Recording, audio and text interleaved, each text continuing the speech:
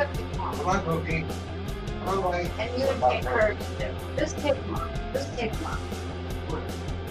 I'll keep the girls in here, you keep the boys.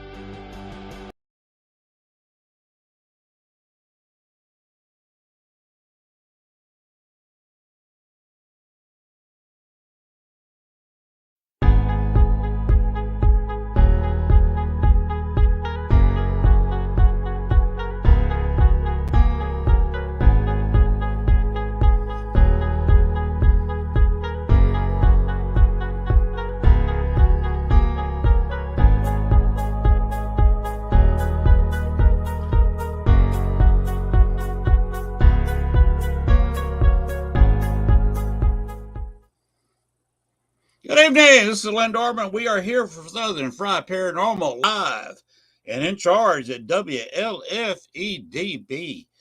We are on their show, on their network, on their website. We are also on their YouTube channel, WLFEDB. So look them up. You're also on my YouTube channel, which is CARK, capital SEARK, PS, Len Dorman. And also, if we're friends and I have close to the limit, I don't have to go with what special things. If I can figure it out, somebody knows how to get that celebrity check mark, whatever it is, where you can have unlimited friends. Please send me a message how you do that, because I have no idea how to apply for that. And I am right at the ceiling of 5,000 friends. So since I got a show, I guess I'm a personality, so maybe they'll let me have one. Anyway, we are going to be bringing in our special guest tonight, Tari Spitalny. We're going to talk paranormal, of course, talk some experiences. Her and I have been actually investigated together, and we've investigated a couple other places separately, but in the places in common. So I'll bringing her on shortly. So stay tuned for the show. Bones, take it away. Let's go ahead and get this party started.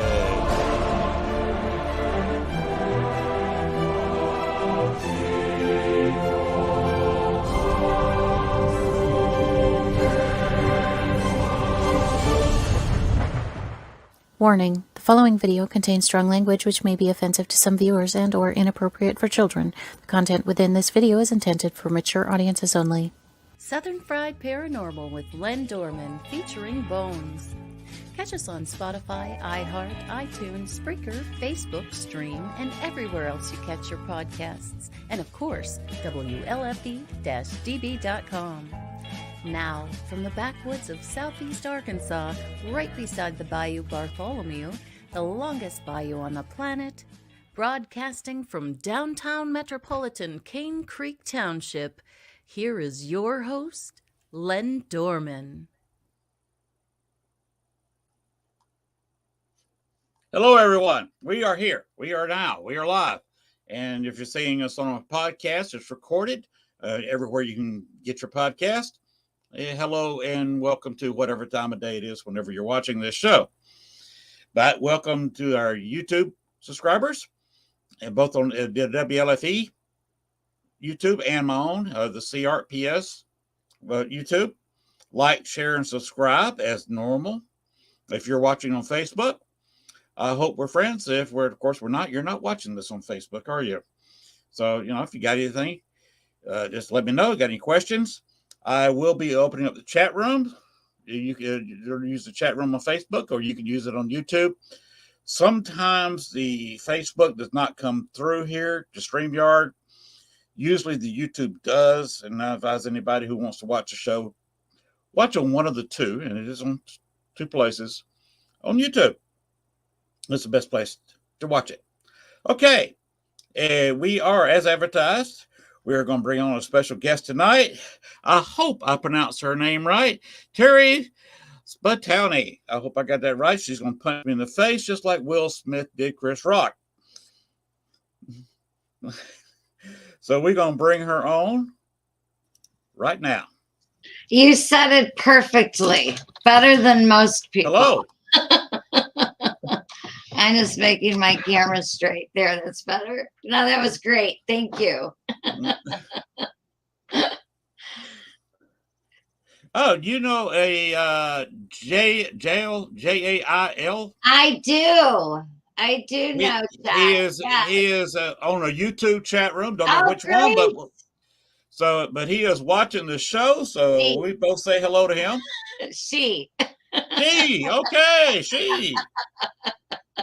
Yeah, it's Jai. Okay. Jai. Yeah. That's great. I'm horrible at pronouncing names. That's okay. You got my name. You nailed it. That was awesome. I nailed it. All right. You nailed it. Thank you for the intro. That was fun. Well, thank you for being here. Thanks again for being amused at my stupid jokes. Sometimes I feel like Swinguli. That's okay. That's awesome. But at least you didn't throw any rubber chickens at me. No, I would never do that. Did you know we have the same birthdays? July 3rd? Yes. See, I remember that about the first time I met you too. I have met so many people and talked with so many people since we did that investigation together. That was awesome. That was one of the creepiest funeral homes. Now, you said that it was 90 years old, that place? Well, it was actually older than that. There was 90 years of funeral home and Oh, 10 years of bar. That okay. building is now 110, 111 years old. Oh my God. Because I think we were there like in 2011 or 12, somewhere around there. A while back. Yeah, That it's bar, like 10 years ago. a couple of years after that investigation, the bar moved. They changed they got another name. I forget what it was, but the management of that bar opened up another place under Okay. another name. It was Ethel's place when we went. Ethel's Party. Yeah. So, Oh, Ethel's because party. That's right. Oh my God. So what did that you was know about that place? Because we started to talk and you were in the middle of saying something about the bathroom and the orbs and all that stuff. Because I know the energy was so weird to me in that place. it had a weird energy. Now, what I'm about to tell you took me months of research into the place. Okay. I even called the people who used to own it as a funeral home. They just moved. They closed down there when they built their new building on the south side. They already had that place on the south side, and south side of Chicago. For those of you who don't know what I'm talking about, I lived in Chicago 14 and a half years. Everybody, yes, I am living in Arkansas now. Big change. I'm from Chicago, so I know. West Well, side. I worked on the west side. I got to tell you about my dad's warehouse too. But go ahead. I want to okay. hear about what did you discover? Well, I was going to say that Arkansas it was a change of life here because Arkansas, the whole state, has about the same population as Chicago. Oh wow. Greater Chicago. Holy cow. Chicago has just short of 3 million people, and Arkansas as a whole state has just 3 million people. I live outside of a town of 2,200 people, and I live a mile outside the city limits in a community of about 25 to 30. Wow. Wow. Amazing. On That's 4 a big acres of shift. land. Yep, big shift in property taxes too. Went from the people who bought our house from us are now paying almost $3,000 every 6 months property taxes in Chicago, and we pay just over 200 for 1 year. Wow. Huge savings. Oh my gosh. Yes. Well, that's why we moved here. We did the math. We moved to California. Big mistake. I did the math for retirement reasons, and saw that there was no way we're going to come up with $6,000 a year to pay just in property taxes and have any kind of retirement whatsoever. You're right. You're right. So we came down here, found a house in foreclosure, did some work. I'm still working on the house. I'm still working in the yard 6 years later. But it's yours. But it's a lot cheaper, and the two of us can retire here happily. Unfortunately, it looks like the wife is going to have to retire due to some problems she's got, medical problems. I'm retired, so we're going to make it. But you're where you need to be, right? We're exactly where we need to be. You're correct. Yeah. And Kimberly Casey is also watching on one of the YouTube channels. Kim. Those are friends of mine. They're friends of mine, clients. Okay. But you were asking me about some of the background at the Ethel's Party. Yes. The place we investigated together. Took me several months. I've had almost an hour-long conversation with somebody who was overseeing the newer building. Of course, I hesitate to say new because it was built in about 1990 when they moved out of where Ethel's Party was. And they told me some of the background, that they were there, and a few people who funerals were there. One of the largest funerals they ever had there on the edge of Chinatown was a fellow named Bruno Rodi. Ooh. And if you Okay. look him up on Google, you don't hear that name very often. I'm writing it down. It yeah, it's just like it spells, Bruno Rodi, R-O-D-I. Okay. His son was actually an alderman from the Chinatown district, Oh, interesting. and the FBI arrested him while he was a Chicago alderman. Oh, you got a kitty cat behind you. Yeah, I told you I have 27 of them. They might run in and out. Okay. But Anyway. Bruno was buried there just before, about 2 weeks before you and I, who share a birthday, for those of you who don't know, we were born on the same day. Yes. And he was buried about 2.5 weeks before we were born. Oh, wow. Before I was born. I'm not going to say what year you were born, but I was born in 1956. I was born in 1956. He was there. He was buried there in 1956, June 1956. Okay. A little thing about Bruno. He was the leader of the 26th Street Gang. Oh, And wow. I'm familiar with all that. I know exactly what you're talking about.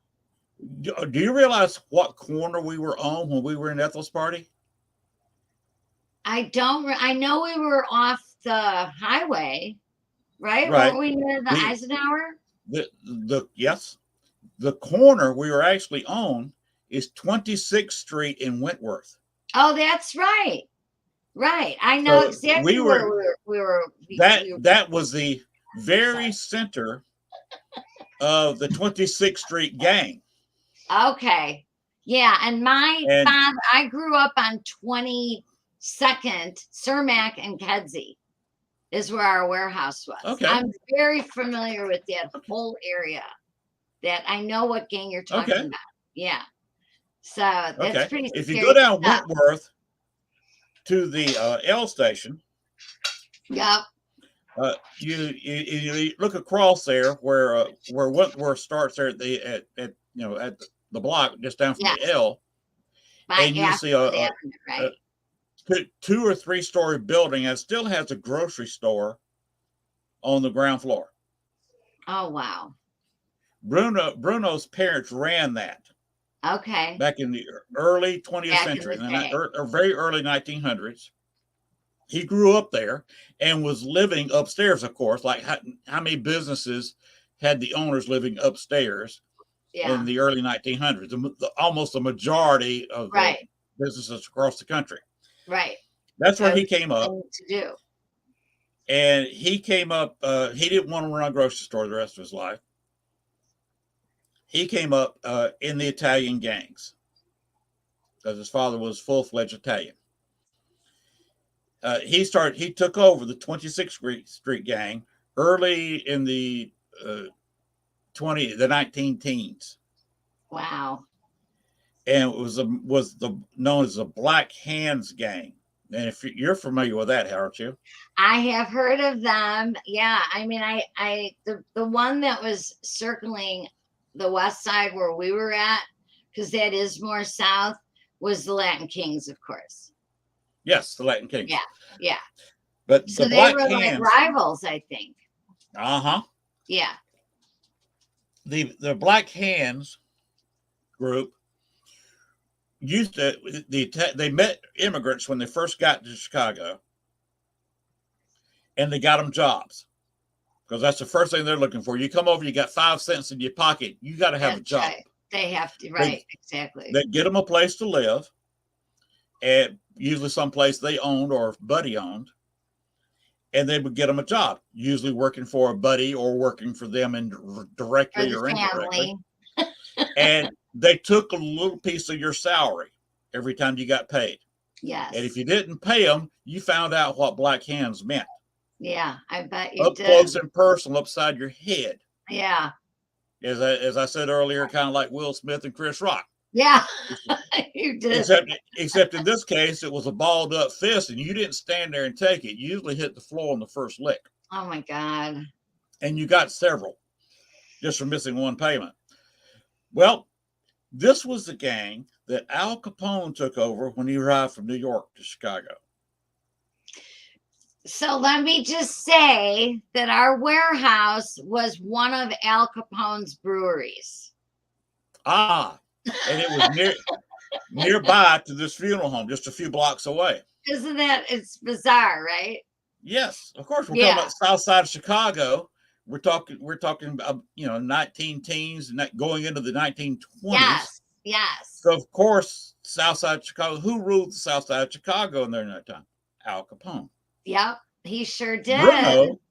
Bruno come up with a unique talent that Al Capone made use of.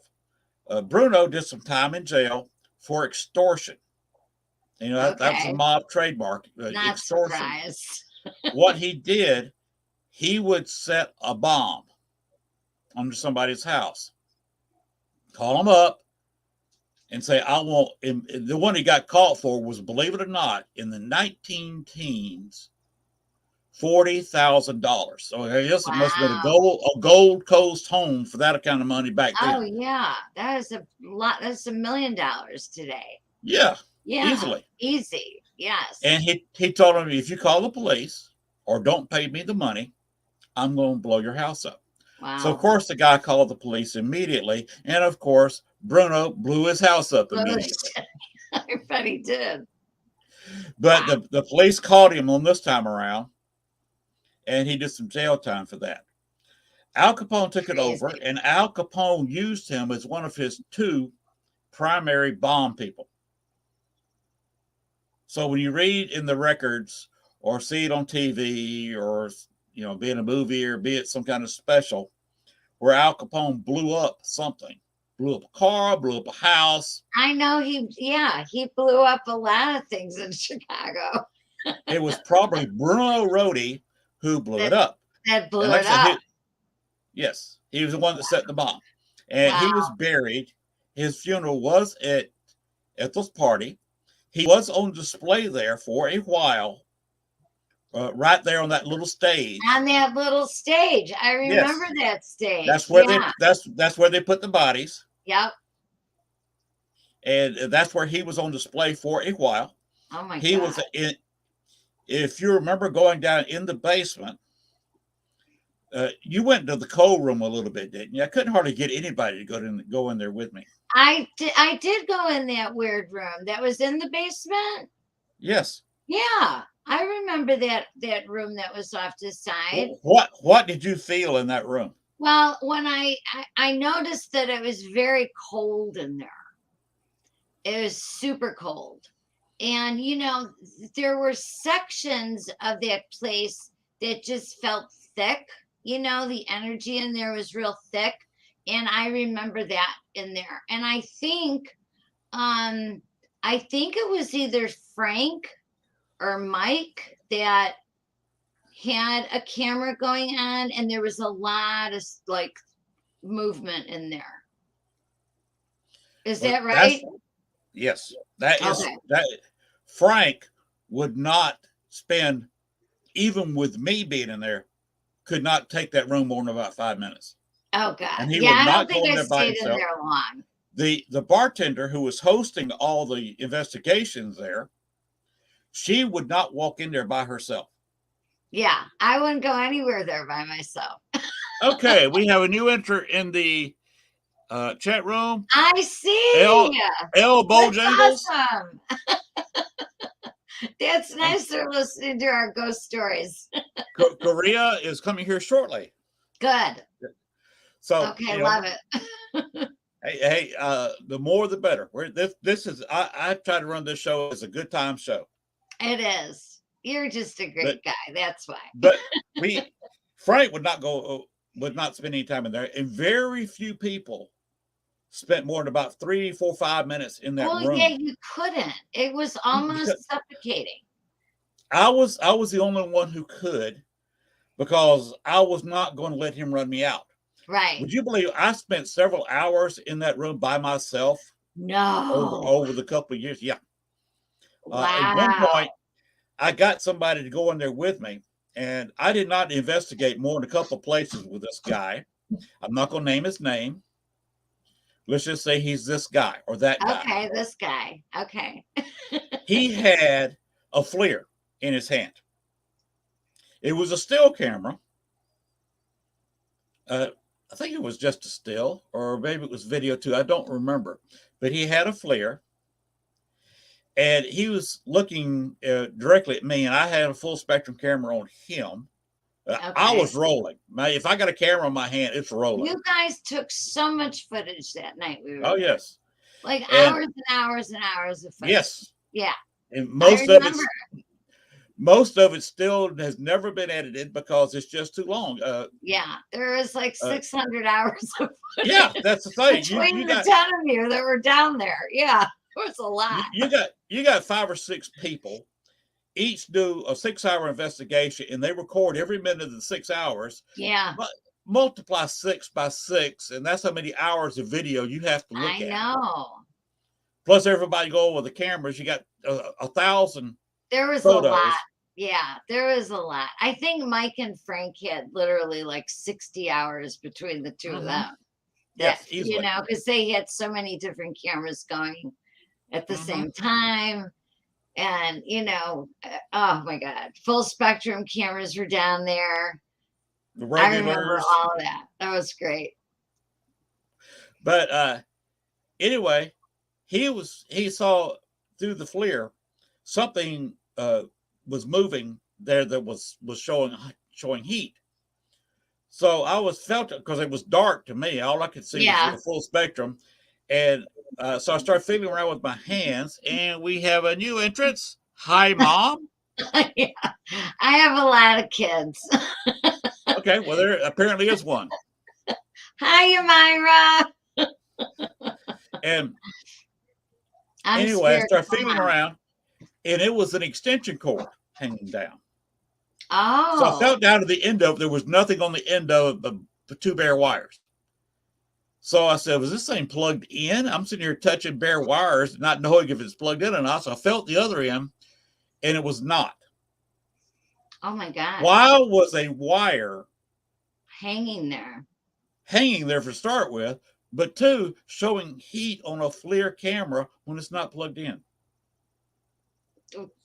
It's just because it was probably Rudy doing it, right?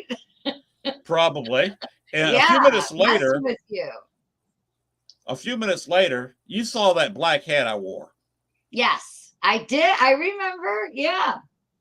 Something hit the front brim of it. I felt the breeze of a hand go by my nose. Oh wow. Hit the hat audibly. You can hear it on my video. Because remember, I'm shooting video this whole time. The hat flew 3 feet behind the stool I was sitting on. It was hit that hard. Clean off my head, on the floor. And of course, I say a few expletives that I'm not going to repeat here. And reached back and got my hat. He knocked the hat right off of my head. Did? And And the this guy was in the basement in that room? in the cold room. Okay.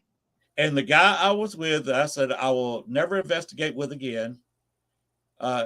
He did not take any photos or video whatsoever of that incident. He should have fired up that camera. He should have had it fired up anyway. He should have had it running. But yeah. he definitely should have fired it up when he Okay. saw the heat signature in the wire. Absolutely. And he missed me getting my hat knocked off my head. Wow. He had to hit it pretty good because I keep it snug down so in case a gust of wind hits it, it won't fly off. I So remember that black He hat. had to hit it. And I had to do some research on Bruno Rodi, like I've said before. He was holding over 20 spirits captive in Ethel's party, Wow. including a young child whose family was wiped out on a wreck there on the Ike, right in front of the bar. You know, I kind of remember that story a little bit. Yeah. Her whole family, including her, were wiped out, and she went to the first place she saw with people in it, and got Bruno. I guess she walked into the place, and Bruno slammed the door behind her because she was being held captive. There were several others. So did she hide in the bathroom? The little girl? she would hide in the bathroom. That's what I remember. She would go downstairs. We had later on, one of the last investigations I had there on a Halloween night. A girl actually found her further back into the basement. Oh, God. She was holding hands with a little girl, and I could see where the girl was standing beside her because her dress the woman was wearing was indented, like a young child was standing there beside her. Oh my God. It later on, after the bar closed, they started renovating the building, and I got together with a psychic friend of mine, and what we did, went in there and forgave Bruno Rodi everything. I forgave him for knocking my head off, forgave him for anything he's done, forgave him for the trouble he caused in bombing anybody, and that Jesus Christ forgave him. Because you remember, most of your Ma people were active Christians, Catholics. Oh, absolutely. Yeah. So we actually got him to release. He did release? He released the 20 some odd spirits that were there. Oh my God. He was pretty well confined to the cold room. That's the only place he could really had any power. Okay. Although he would make an appearance upstairs and all the spirits. He did make an appearance when we were there that night. Because they had like that green netting, or like that green light that they shine, and it looks like a big net, and we could see the lighting change. And then somebody had like a ball came rolling out of nowhere too that night. Like, where did that ball come from? I think it was like a tennis ball or something, and it came from off the stage. And they were calling him out, though. They were calling somebody, or maybe they were just saying if there's any spirits in here. Well, we knew there were spirits in there. The whole place was on it. So you went after that night, and you helped release all those spirits? Yes, I helped release all the spirits and release Bruno from the place and said, go out and see the world. We didn't. Wow. We knew because he knew what he'd done, and it's hard to move over into the light when you know you're going to the wrong place. Yeah, he needed to leave. I told him this place is being completely remodeled, but a lot of the insides are being ripped out of it. I said, you don't need to be here. There's a lot of people coming in. They're tearing up a lot of stuff. Move on. Go see the world. It was like under construction when we went. Yeah. And it was, some of the outside facade fell off in a 100-year-old building. Right. It was right on that corner. Yes. It was such a weird place to me. It was just it was a weird, shocking place. And I was certainly glad that we, as a paranormal group, Frank and I, we started meeting once a month in there. Oh, wow.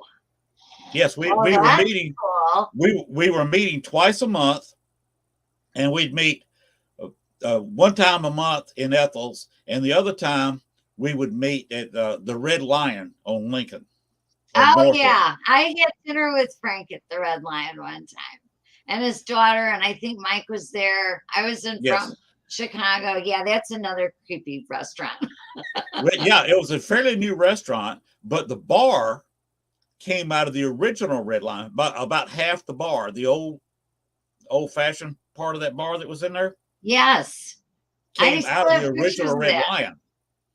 And isn't there a lady that hangs out there, right? Yes, there's a lady that hangs around the bar. Yes, I remember. In the old original Red Lion, she would sometimes lock women in the ladies' bathroom upstairs. Oh, God, I remember that story, too. Yeah, I was with my friend Ginny, and we absolutely were not going into the bathroom without one another.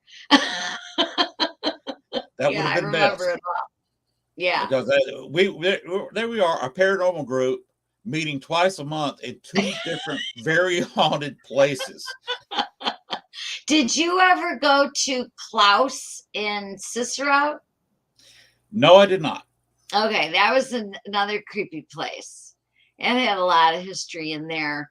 And another Al Capone hangout was Klaus. Okay. And that was on 26th Street, but more like on the other side of Cicero. It was 26th and Central. Okay. And he had like his own chair upstairs, and upstairs was the bar. And they had like it was a brothel, back in the day. And they had the little separate rooms that the girls could bring their collars into. That was, yeah, they tore that place down about, I think, like 5 years ago. Oh, yeah, that was a great restaurant too. A lot of creepy stuff in the city. Did you ever go to the Irish Legend on the far south side? Was that part of Ursula's tour? I used Ursula went by there because out there close. It's out there close to a rather famous cemetery where the rather famous hitchhiker used to be. Yeah, I don't know. I don't remember that. I know that we started like at Rose Hill Cemetery. Mm-hmm. And then we would end up in downtown Chicago at that hotel where people used to jump out of the window or something. Okay, the Irish Legend was across the street from the old what was that, the ballroom that burned down? Oh yeah. Oh, I know exactly what you're talking about, where they had the paranormal thing in 26 or 17, 16, 17. And yeah, they had one paranormal event that burned down. Yeah. She had I did go to that place because we had lunch there. It was right across the street. Yes. Yeah. The Ursula had a paranormal event there, and about 2 weeks after it burned down. I remember. That was kind of strange. Yeah, that was bizarre. The Irish Legend used to be an Al Capone. It was owned by Al Capone's brother, Bottles. Oh, everything is owned by Al Capone. And they've got the newer part, but in the older part was a speakeasy. Upstairs now is separated as a couple of apartments, but before that, of course, was a brothel. Right, of course. And that's where I got an attachment. People who've seen me, listened to me before on other shows, have heard this story. I was in there shooting. I'm one of the very few people. Frank and I got in and investigated the second floor and investigated the attic. Oh, wow. And I was shooting video. The tour had moved on. Frank was in the next room, one of the bedrooms used for the brothel. And I was in a little tiny room that's used as a closet between the bathroom and one of the bedrooms. And I saw reflecting some, I was shooting with a full spectrum camera, so it was reflecting either IR or UV light, not sure, I was using both. A light anomaly, similar to the one that I saw at Ethel's. Okay. And it was going around the room a little bit and then flew into my hand. Oh, no. And disappeared. And I had an attachment for about 6 months. Wow. It turns out that in that little room is where they did when the prostitutes got pregnant, that's where they did the abortions. Oh, man. So was it a little soul? No. That attached to you? I had the soul of a prostitute who died on that table during an abortion. Oh, my God. Wow. And she promptly started waking me up 2 to 3 nights a week for the next 6 months, wanting sex in the middle of the night. Oh, man. Yeah, I would wake up because I sleep in the buff, and I would wake up and there she would be laying on top of me. Wow. And I finally got rid of her. In fact, I got rid of her at Frank's apartment. Oh. So how did you get rid of her? I can't say that on YouTube and Facebook. Okay, no problem. If this was That YouTube, reminds me of it, Willow Creek and those attachments yeah, I did over not get in there. attachment at Willow Creek because after this problem, uh, they say that they don't like to cross salt lines. You put salt down, or you put sea salt Yeah, around an object. You can. What I yeah, did, my wife and I started adding sea salt to our diet good. instead of just started. She doesn't like a whole lot of salt. I like things salted. So what I did is start using sea salt. So That less was sodium smart. anyway. Less sodium, more flavor, and spirits don't like it. I've never had an attachment since then. That's great. Yeah, I think there was definitely a time where I had felt it almost attaching to me when I lived in Volo, Illinois. I had we lived from October of 93 to April of 94. We lived on a land that was just covered with spirits. And I had a lot of instances, like just freak things happen. But there was this one time that my kid's dad, the ground was literally sucking him in like quicksand. It was so scary, Len. This Yeah. was the scariest house I ever lived in. We would turn the lights off and you could hear like cards shuffling, and you would smell cigar smoke, and you could hear like piano music playing. As soon as you turn the lights back on, it would all stop. But Wow. outside this land, this was like in Wakanda, Volo, Illinois. Okay. I was trying to get him, and he couldn't talk. He couldn't say anything. It was the scariest thing. And I was screaming, and nothing was coming out of him. And I could feel when the spirit like left him and almost came into me. Like you could just feel that exchange going on. And I don't know what I did. It was just kind of between my anger and my fear that it kind of brushed past me. That was the closest that I ever got to where I felt like it was going to come inside of me. I don't know what it Wow. was. Yeah, we didn't stay much longer after that. The house was set on fire there. At the time, my sister-in-law had come over and she said that voices told her to set our house on fire. So she did. We used to see these little gold beady eyes as we were coming home, and the energy within us would just shift the second we turned into the driveway. We would start arguing. There was just this sense of anger all the time there.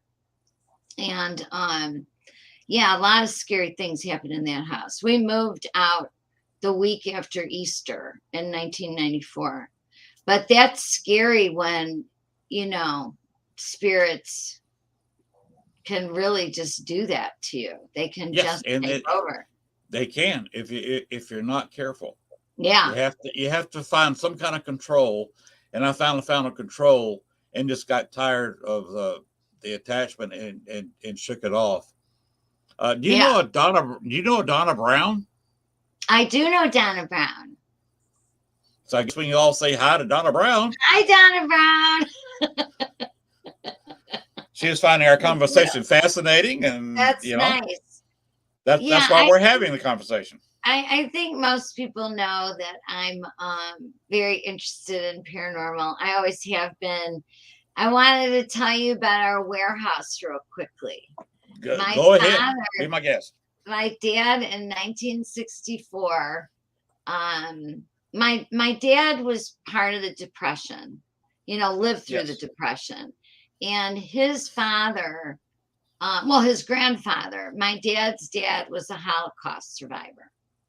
And they really brought a lot of, grief and sadness was on that side of the family. So my father had a chance to become a salesman. And some man that worked at Navy Pier gave him $200 worth of candles that he could sell. And that's what he did. He sold candles out of the back seat of his car, like for a year. And he would sell the candles and he'd come back and get more. And this exchange went on like early 60s. In 1964, my dad was able to buy this property. And it happened to be Al Capone's brewery. So at that time, I was 4 years old.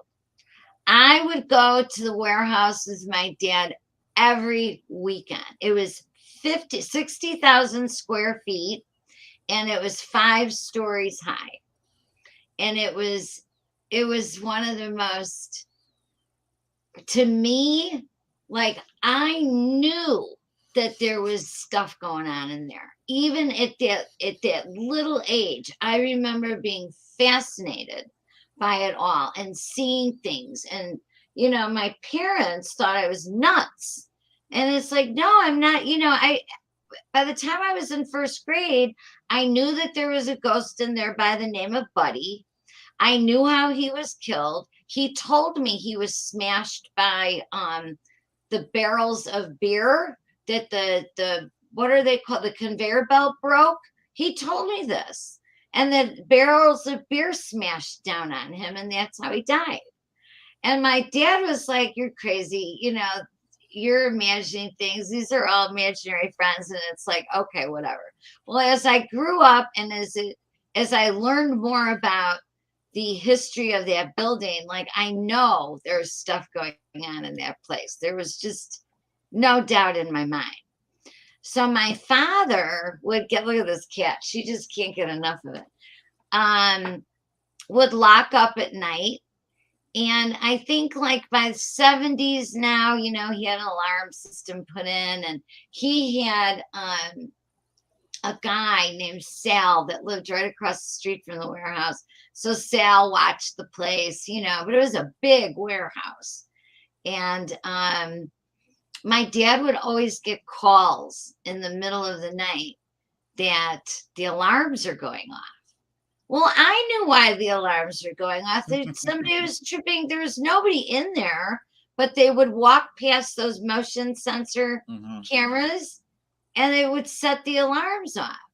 So it got to the point where he ended up having, I would say, like a staff of 30 salesmen on the outside and maybe 40 or 50 people on the inside. I think he had almost 75, 80 people working at one time. And there were these 2 women there that were psychics. And, you know, they would bring their tarot cards in and start reading cards. And I immediately just took to that. But we would have water, the faucets turn on and off. Like he wouldn't leave the water running. Like, who would leave the sink water running? Nobody. My dad's the last one to lock up, and he'd be the first one in, and the water would be running. You know, they did a lot of things in that warehouse. They would move keys around, a lot of keys. They would always screw up with the lights downstairs in the basement. There were long, what are those bulbs called? They're like those 6-foot bulbs. They would be long bulbs. Fluorescent bulbs. Yeah. They would be like removed out of the casing. And my dad had no explanation for anything. We would hear above his office, behind his office, he had this spiral staircase, and you would hear people walking up there. There was nobody there. I mean, the rats aren't that big, but they sounded like footprints. It was crazy. Wow. I know. And this went on for years and years, years and years. And there were sections of the warehouse that people would not go into. And I would just walk around and go on every floor. And it always felt like I was being watched. And I always wondered if there were bodies on the wall. Because it was Al Capone's brewery. Like, why wouldn't he have buried bodies there? So, you know, I never got that far with ever finding out if there were bodies buried. but you could feel certain sections again, like that bar, where the energy would just shift and change, and you'd feel like you're being watched all the time. All the time, Wow. I felt like I was being watched. So yeah, there are a lot of creepy things that happened to that place. What was your dad doing with it? My father at the time, what he was called was a master jobber. And he had over 20,000 items that he sold to all the little grocery stores in Chicago. And then it branched out into Indiana, and then it branched out into Michigan. So he had those 3 states. And then in the 80s, late 80s, Certified Foods and Central Grocers, they became master jobbers themselves. They were called rack jobbers. So he would have salesmen go out and they would go down the houseware aisle. So anything that you could buy that was housewares, from forks, knives, spoons, batteries, pots, pans, everything, anything that you could get in the grocery store, my dad sold it. Wow. Anything except the food. Except the food. He did all the shelving. He put, it was years and years. And then when Central Grocers and Certified Foods decided that they were going to just get their own supplies, my father then branched out to the Chicago public schools, and we became one of their biggest suppliers in Chicago for school supplies. Okay. So, I guess the business is closed up now. Well, my dad died in 2002. It'll be 20 years on May 1st. And I kept the business running until 2020, the pandemic. All the schools were closed. Yes. And my vendors at that time, I wasn't selling 20,000 items. Believe me, what I was selling was first aid. And first aid, everything that the little nurse's office would need, I provided. And I probably had, if there were 600 schools in Chicago, I had half of them. I had a lot of schools. So back to school, right? We would stock with ice packs, Band-Aids, gauze, you name it, the paper, And then when the schools closed, it was kind of like my dad was, and I'm looking at him right now. My dad was, he's like, you've done enough. Like I just felt like it's okay. You can let it go. And then when I let that go and I didn't have anything to do because I really wasn't working, I started doing my tarot card readings again. That I had stopped, since I moved out to California. I would do phone readings, but I didn't know what Zoom was. And I really didn't have like an Instagram account or any of this. A lot of these people that are here, well, everybody here has had tarot card readings for me. And in the last year and a half, I learned about Reiki and that energy too. And yeah, it's been a learning experience, but I have never once, I see all my equipment's over there, my REM pod, my full spectrum, my little meters, my K2s, what else do I have? My Mel meter. I have all that. I'm looking at it right now. And I still like to do cemetery investigations. So that's what I've been doing out here and going to the missions. The missions are really, that's interesting. San Gabriel mission. Yeah. Oh, San Gabriel mission is one of the most, I want to say it's dark because of the history, but it's beautiful spirits in there. Like, wow. They just love that. Like they're still there. They're still cooking. They're still providing for their families. They're just coexisting with it because the mission, it's still very much a mission, and it's just a beautiful place. A lot of people are buried there too in the mission. and you see their graves and kids and, you know, all kinds of stuff. And the buildings that are there are, of course, historic. But man, I like working with energy, and that's what that's how I can feel it. You know, I can just feel the difference when you walk through places like that, and cemeteries too. You know, I mean, there's so many people, like a lot of people think that their loved ones are at the cemetery. They're really not at the cemetery. You know, they don't hover around their graves. They go places, their souls, their spirits, they, you know, they're not staying at their grave, but their story is at the grave. Their Right. energy is at the grave. They're not that, you know, the shell dies, but the spirit lives on. And we would go and just kind of like look up the stories of these people and talk to them, and you know, just kind of find out. And I love looking at the different tombstones. The tombstones tell a story in itself too. Oh yes, Yeah. I So love that's going to Old what I Cemetery. do. Oh, me too. Oh my God. See, that's just part of like appreciating the spirit world, right? Yes. Yeah, it's beautiful.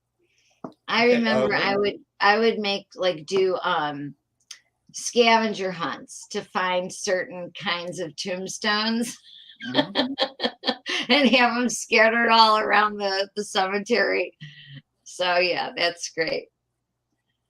So Well, right now we've got Kimberly Casey is in the chat, and yes. TH. Welcome to both of you.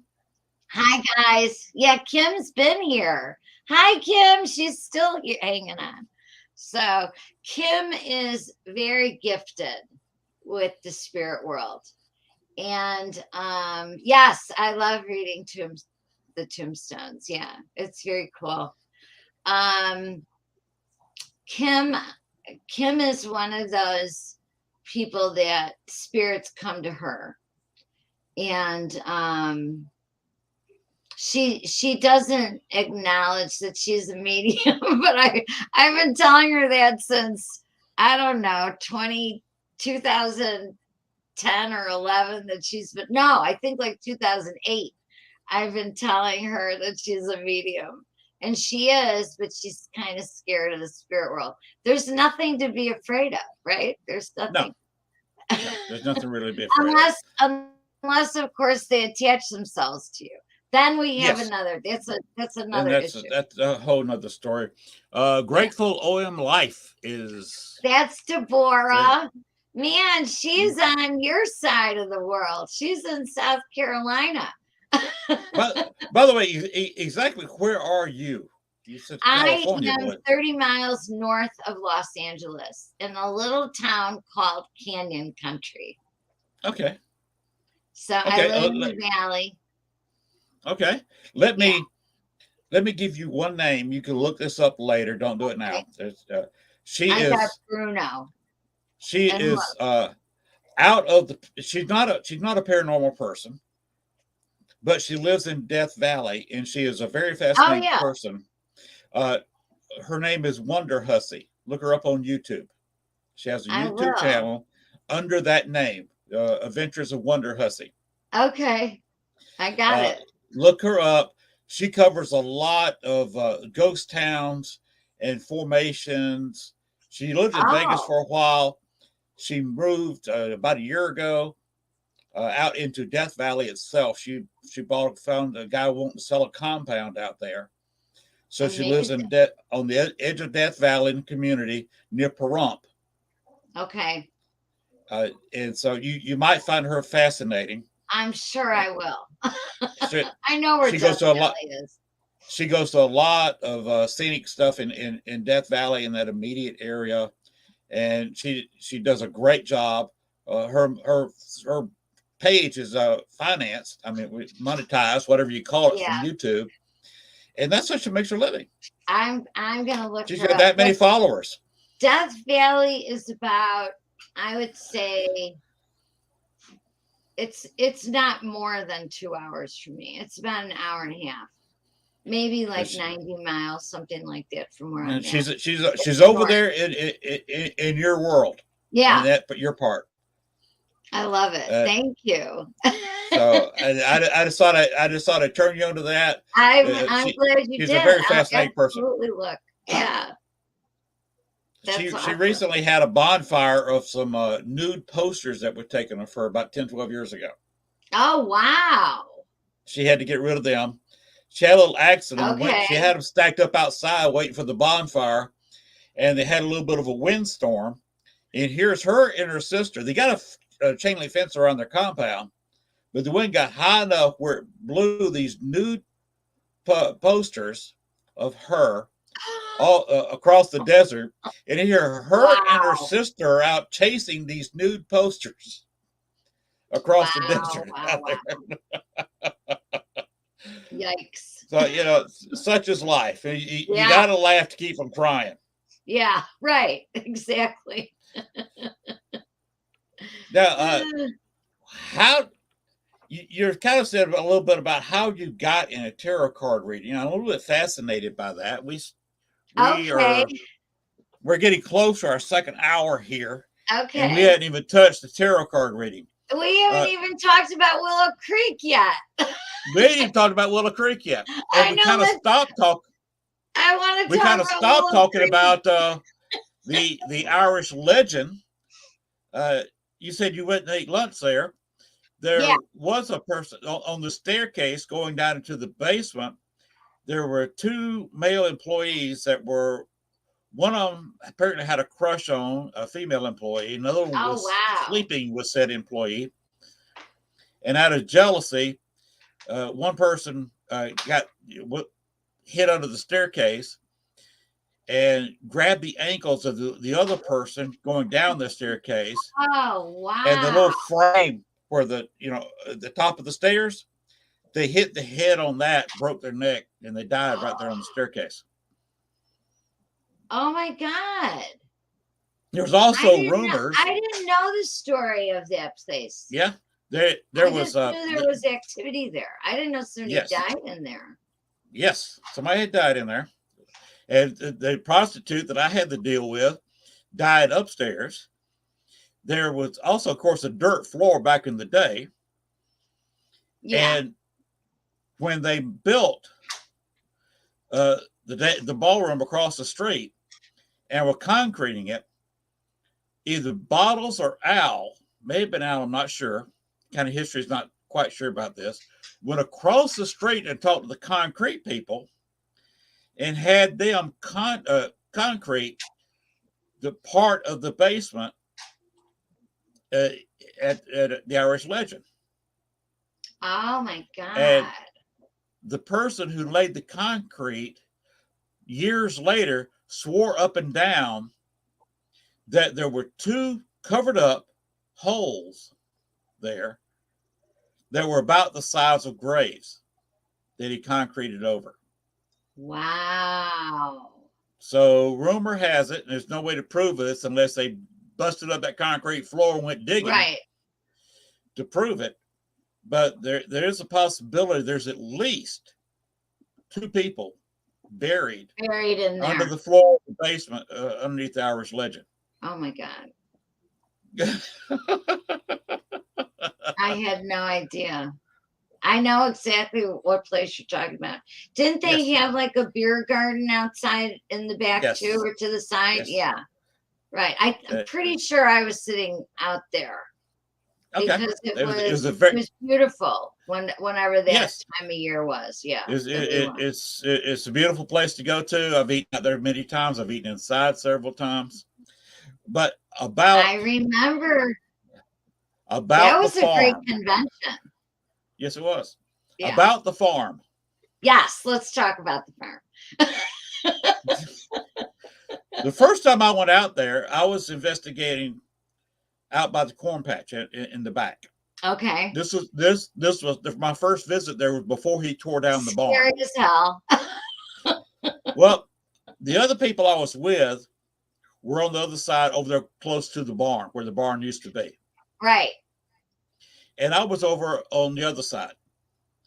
I Okay. hear, and of course, I got a camera rolling, and the camera picked it up, a loud Indian war whoop. Oh, interesting. And Okay. I started yelling because and I heard it with the naked eye. This was not an EVP. I heard it loud and clear with my ears. And I thought it was somebody messing with me from out there, far out in the But cornfield. nobody's there. I said, "Who's there? You're I know. trespassing. This is private property." And kept on yelling for somebody, expecting somebody to eventually pop out of the corn and say, "Hey, I got you." Nobody's there.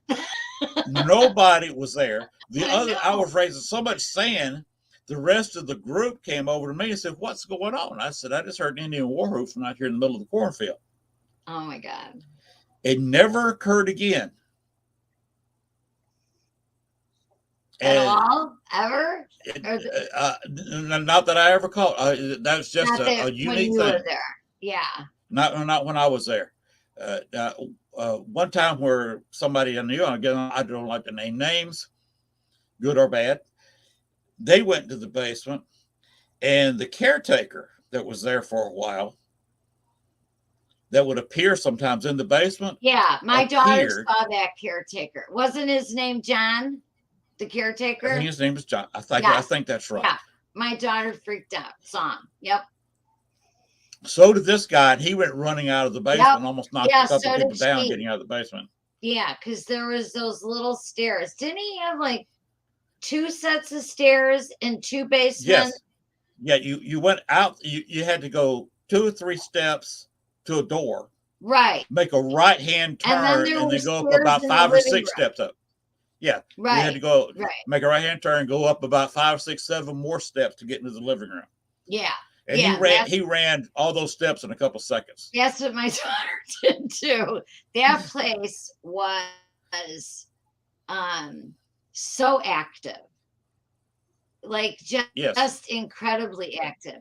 And you know, our friend that owns the place, because you said no names, he was not he would let us go there. We met him for dinner, and then he still was working, and he worked like in Chicago, and we would go, and he would make sure, like he told us to, even though we were walking into an empty house, he said to be sure to let the spirits know that we were coming in. Yes. So we had to like say, "Hello, we're here. We have permission to be here. And, you know, we're not going to cause any problems. We're just here visiting." And we would have to do that. And one night, the night that we were there, we left a recorder on. And my girlfriend was sleeping in the chair in the living room, and my daughter and I were on the couch, and Al was upstairs, but he was asleep. And it was just at sunrise, and we heard like somebody in the kitchen making noise, like they were stirring something. We heard a dog barking. We heard like someone was skipping rope. I have this all on tape. And my daughter was like peeping over the couch, because he had like this red velvet couch, and we were both crammed on it. And nobody was there. No one was in the kitchen. There was no dog around. There was nothing happening. Nobody was cooking or anything. And we got it all on tape. And I remember, like, I was terrified to move or even look at what I was hearing. You know, like I was frozen in fear. I didn't want to look, but we knew that nobody was in there. That was so creepy. And he had, do you remember that like really long dining room table that he had? And there were a bunch of chairs around it. And that was like right off the kitchen. It was right in the middle of the house. And then there was another like room off to the side. He had glass doors. We would hear growls coming out of that room, and nobody was there. Yes. I investigated that room specifically because we heard growls or noises from that You room. did too? Yes, and Yeah. two of us on again the first investigation there went in and sat there, and lights off. We're sitting pretty much in the dark. I don't like to investigate in pure darkness. I usually have a little bit of UV light. A little bit of light, yeah. I like to have a little bit of IR light. Try to keep it, where we can at least see our hand in front of our face, so we don't fall over a chair or something. I agree. Plus, if you've got it pitch black, a shadow figure could walk up to you and blip your nose, and you won't see them because it's pitch black. You can't see anything. I know. And if you've got all the lights on in the house, where some people say, well, if you got any light on, you might as well go ahead and turn the lights on in the house. But then if whatever you're looking at generates its own light, you can't see that in the lit room. So I like to keep it at a kind of a twilight, something similar to what you see behind me. And that way, if it shows off its own light, you see it. If it's a black shadow, you see it. Yeah. And we were in there watching. We sat there about an hour and a half till sunrise. And we saw the front room. All that was like room. Where his front door was at. That was scary as hell. That side of the house. And you could. We were watching all kinds of shadow figures against the wall. Not surprised. Wow.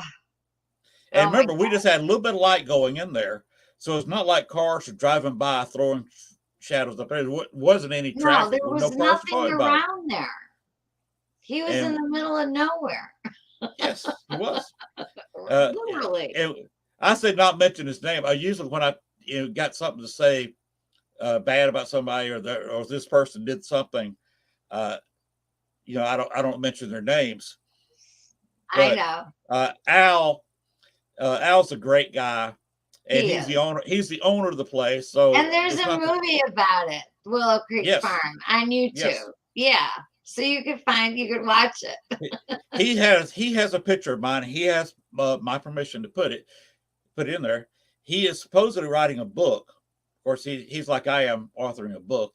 You may or may not ever get it out, but he has my written permission, to use a picture I took of a male figure walking through the dining room. Oh, I love that. It's kind of blurry. You can't tell who it is or what it is, but I just felt something, pulled up the camera, snapped a photo, and there it was. Oh my God, I love that. And he's got a copy of it and has his permission to use it in any way he wants to. I love that. That's so cool. Yeah, that front room was creepy. Mm-hmm. I think the lights would always go off. The K2s were always blinking, and there was nothing. Like, you'd put them on the floor in the middle of the room, and they'd blink. Yes, K2s go up there all the time. Of course, that could be explained by any kind of electrical stuff, but meters like to go electrical there. Yeah. I mean, there was nothing in that room. He didn't have a computer. He didn't have internet. Even like, I think he had the refrigerator. He was redoing his kitchen when we went. Mm-hmm. Right? Now, the second time I went for two-nighter, he did have internet. He just had in one of the center rooms. He did have wireless internet. Okay. See, I didn't know that. Yeah. I didn't have a computer. Right. I think I had a phone. I mean, we're talking, like, I know when I went, the last time I went was in 2017. I'm pretty sure he had internet then. Yes. But I didn't. Like, I didn't have a laptop. I just had a phone, but I brought all my toys with, and I just remember the last time we were there, the little girl's room upstairs. Yes. I think her name is Lily. I mean, we can say the spirits' names, right? Was it Lily? Yes. Yeah, she was very active that night. You're talking about the ghost that Al kind of lives with? Yes. Well, the little girl, he has Okay, the adult. the I adult. I can't can't remember remember her name. name. So Maria? I don't know. I remember the three of us were sitting down there. What Al had to go to the restroom, and he was redoing the upstairs one, so he had to come downstairs. Right. And so he came out and visited with us for That about was 30, 40 creepy minutes. too, that bathroom. And he said that named her by name, because I can't remember the name for the life of me. Was probably getting I know impatient. the He needed to little go girl is upstairs. Lily. I know it. I went upstairs. I mean, excuse me, I looked upstairs, didn't go upstairs. I looked upstairs and could see a partial apparition standing at the stairs of a woman waiting on him. Well, that's the Come back to bed. That's his it. wife. Yes, basically. Right. Right. And she had two kids. I said she's waiting on you. Yeah. He said, "Yeah, I know. I got to get back upstairs." He took off and went back up there. Yeah, he sure did. The guy I was up there with slept in the room with the air conditioner.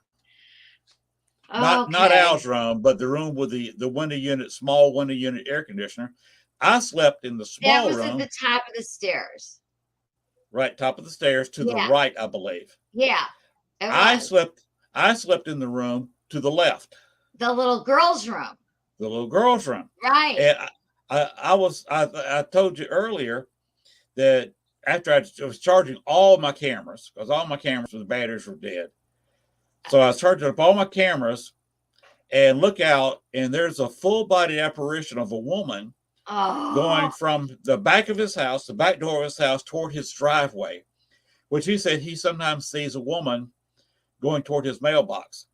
So I went around the side of the house expecting whoever it was, because I thought it was a person, come around the corner. Well, Al was meeting a friend of his at the house. His friend was in his truck. He never got out of the truck till Al got there. Al parked his car in the front of the house and was walking up the driveway. When I got to the end of the house, they could see Al coming up the driveway. And the woman, as she would have rounded the corner and saw Al, disappeared. Oh, man. Instead of walking right into him. Wow. He had no clue until I said something. I said, "You almost ran into a full-bodied apparition spirit." I'm sure he has to with living with them. And right. Yeah, when I was in the little girl's room, I'd been up for most of the day before, and all night I was exhausted. I'm sure you were. And 9:30, I couldn't sleep. Had a little bit of insomnia. I was too, keyed up. Yeah, my friend was asleep. It's so the energy. Yes, and I heard a voice again with my naked ears. I had no equipment charged at all. I heard a little girl's voice and said, "What's wrong with him?" Because I was kind of wavering a little bit. No, to somebody else. Okay. The little girl said, "What's wrong with him?" Where I could hear it. Oh, man. And another voice came in and said, "He's just tired." Oh, man. So I remember him telling us about Lily, and Lily was always there. I mean, he bought her birthday presents, and was the room like decorated in pink when you were there? I think so. Yes. Yeah. And then the other room, he said that was the brother of Lily, but that he would come and go. He wasn't always, he would live there, but he would leave and go help other spirits. Mm-hmm. So he wasn't always in that room, but that little girl was. So maybe he came back and answered her. And that was the two voices that you heard. Well, the other voice I heard was also female. It was. Well, maybe it was. I believe it was the mother. Yeah, I think the little girl's question. Was Maria. Could be. You could be right. Yeah, I think the wife is Maria. I know the little girl, and I think the boy's name was like William or something. So, we'll have to watch the movie now. Yes. it's been several years. Yeah, me too. And with a move down here to Arkansas. By the way, we lived in Dumas for the first 4 months we were here.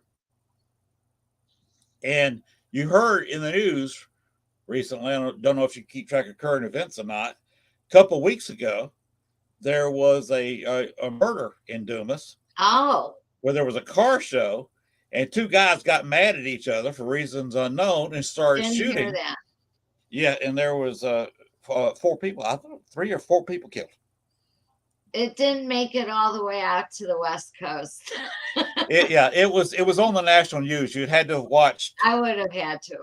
Yeah. Had to watch the national news. That was, of course, most shootings. So is that like a big murder for out there when stuff like that happens? For a town of not quite 5,000, yes, that's pretty big news. That's a big deal. Did they catch Kimberly the says guy? she saw that. Kimberly saw it on the news. Kim lives in Chicago. I think they got one of them, and they were looking for the other one. Last I heard, I don't watch the news faithfully. Some people think I'm a news junkie because I usually keep track of current events. I'm not. If it's controversial, I'll watch it. Well, this is in your state, though, too. Yeah, so it was right where I used to live. I know everything that happens in LA. And we stayed for a while at the Days Inn, which was next door to the McDonald's, which is where they had the car show. So what happened? Just 2 people got mad and started shooting each other. Oh my God. And they didn't hit each other. They ended up shooting people in the crowd around them. Wow. Just people shooting guns that can't hit the side of the barn from inside the barn. That's not good. No. Like, that's just not good. No. It's bad for business. That's only about 15 miles. It's less than that. About 10 miles by the way the bird flies. By road's about 15. Huh? Where I live now, yes. From where you're at now? Yeah. Mm-hmm. Yeah, we don't have a lot of activity here, but the next couple towns over too, it'll be busy. Kimberly Casey says like the Wild West, and Pine Bluff, which is 25 miles to the north of me, is just about the Wild West. It's called the Chicago of the South. Oh. Because per capita, there are about 40,000 people there. And the only thing you got for employment there is working at the hospital, which they're really vastly improving, or the big casino, the Saracen casino they just opened there. Oh, that'll bring in lots of jobs. You brought in lots of jobs for the construction, brought in more people for work there, but that's the only place you got jobs. The rest of it used to be a big port city. Yeah. It used to be a big railhead, and all that's gone. Okay. So it's kind of a sad thing where the casino is your best place to work. And you're making more money actually sweeping the floor, vacuuming at the casino than you would any place else but the hospital. Right. Times are changing. Yes. For sure. And if you did catch in the intro where I live, there's a state park right down the street. I'm about a half mile away. Where they built a couple of dikes and built up a fishing lake because they had a creek and the Bayou Bartholomew running into it. So they backed up the water from Cane Creek and the bayou and made a fishing lake out of it and built a state park around it. Bayou Bartholomew used to be, with the route it follows, that's why it's the longest, I get into the intro, it says this, the longest bayou in the world. Oh, wow. It used to be, about 25,000 years ago, where the Arkansas River went through and did not go and flow into the Mississippi as it does now. It shifted a lot over the years. And this is where it was for a lot of years before. And there used to, in the 1800s, there were steamboats going up the bayou. Oh man! Hauling cotton and etc. Not the big ones like you see on the Mississippi. Right. We're talking a bayou here. Small, 2-3 man jobs, but they'd still hold a couple of tons of cotton or whatever you stack on it. Amazing. And they went up and down the bayou to about 1910, 1912 and stopped that. But the bayou, I can walk to the bayou from here. That's cool. So I've got a creek, a lake, and a bayou. Right is that like haunted to you too, down that way? Well, I live on a hill, kind of Okay. a ridge. There's 2 or 3 hills kind of connected, making by definition a ridge. And I'm guessing there's probably was an Indian village here on top of these kind of flattish hills. Okay. Because the bayou was there, the creek was there, the lake was not. That's man-made. Okay. But the creek and the bayou, and both were used for transportation by the Native Americans. Yeah. So That's of course history. they want to be on a hill because this is kind of low-lying area. We're only 125 feet above sea level here, 175 feet, excuse me, but less than 200 feet above sea level here, because we're in the Mississippi Valley. So around the edge of Piedmont. Land has stories to tell for sure. Yes, and we have a walkthrough. A couple of shows. I've had one show. I had a Native American flute being played here in the house that I could hear with my headsets on. Take my headsets off, I still heard the flute. 2 shows in the second half of the show, which by the way we're in about a third of the way through the halfway point. Okay. Through the second half. I can talk to you about ghosts all night long. But there was a tapping here. There's a window right behind me. Camera. I see it. You see the window? Yes, I do. Some of my decorations here. That's beautiful. I love it. There's Bones, my co-host. There's my Dr. Pepper. Hi, Bones. Bones doesn't say a whole lot. He doesn't try to hog the show. He's very quiet. He's well behaved. You did good. But there was a finger tapping at that window for 2 shows that I did here. Wow. Loud enough for the guests to hear and want to know what that was. That's pretty cool. And there was one investigation I was supposed to do, but the wife canceled it down in McGee, which is about 30, 40 miles from here. She's one of these religious people who doesn't believe in ghosts. The husband wanted to see a paranormal investigation, but she said no. She didn't. But they have a ghost problem. Oh. She wants to tell her story because she was murdered in their house. She's related to the woman in the house. Oh, man. And she wants to pass on to her family member who killed her. Wow. And I had a psychic. Why?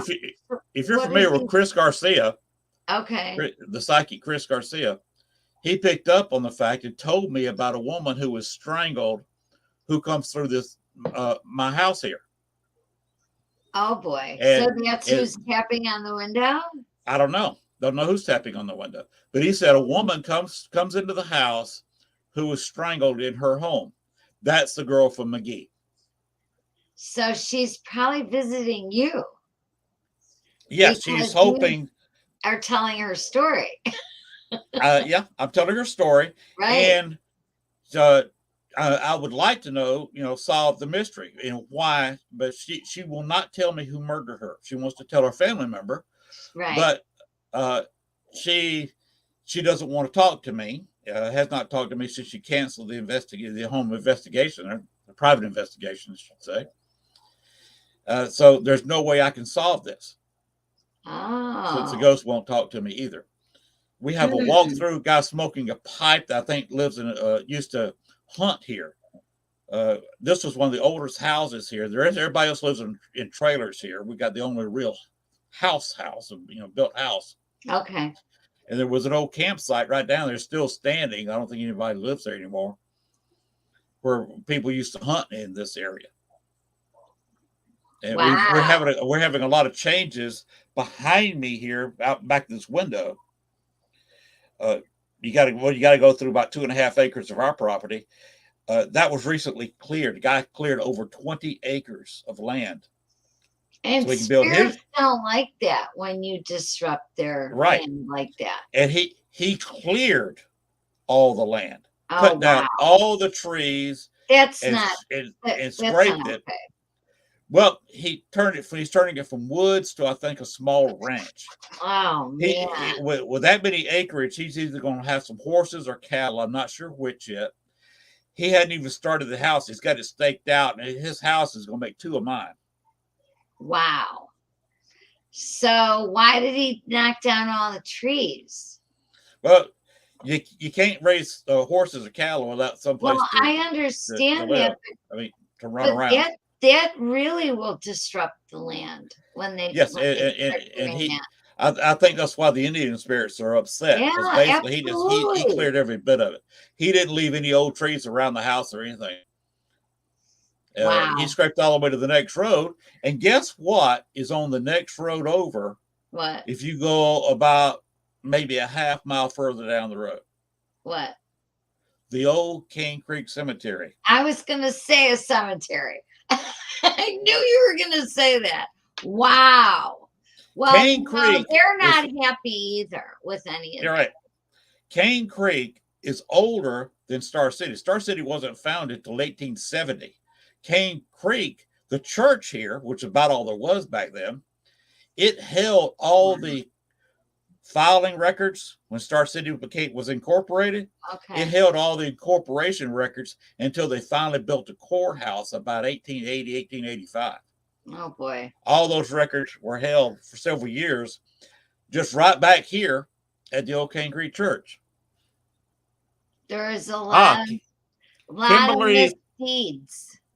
Kimberly's agreeing with you here. I have native blood, and it's not good to mess with Native American land because it's very sacred to them.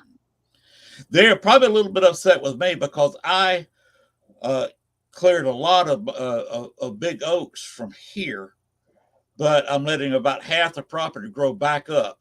Okay. And I'm kind of replanting the front 2 acres. I've got some. I'm trying to grow some magnolias in here. And that's plant nice, because then you're offering the land something. Yes. By doing that. Yes. Yeah.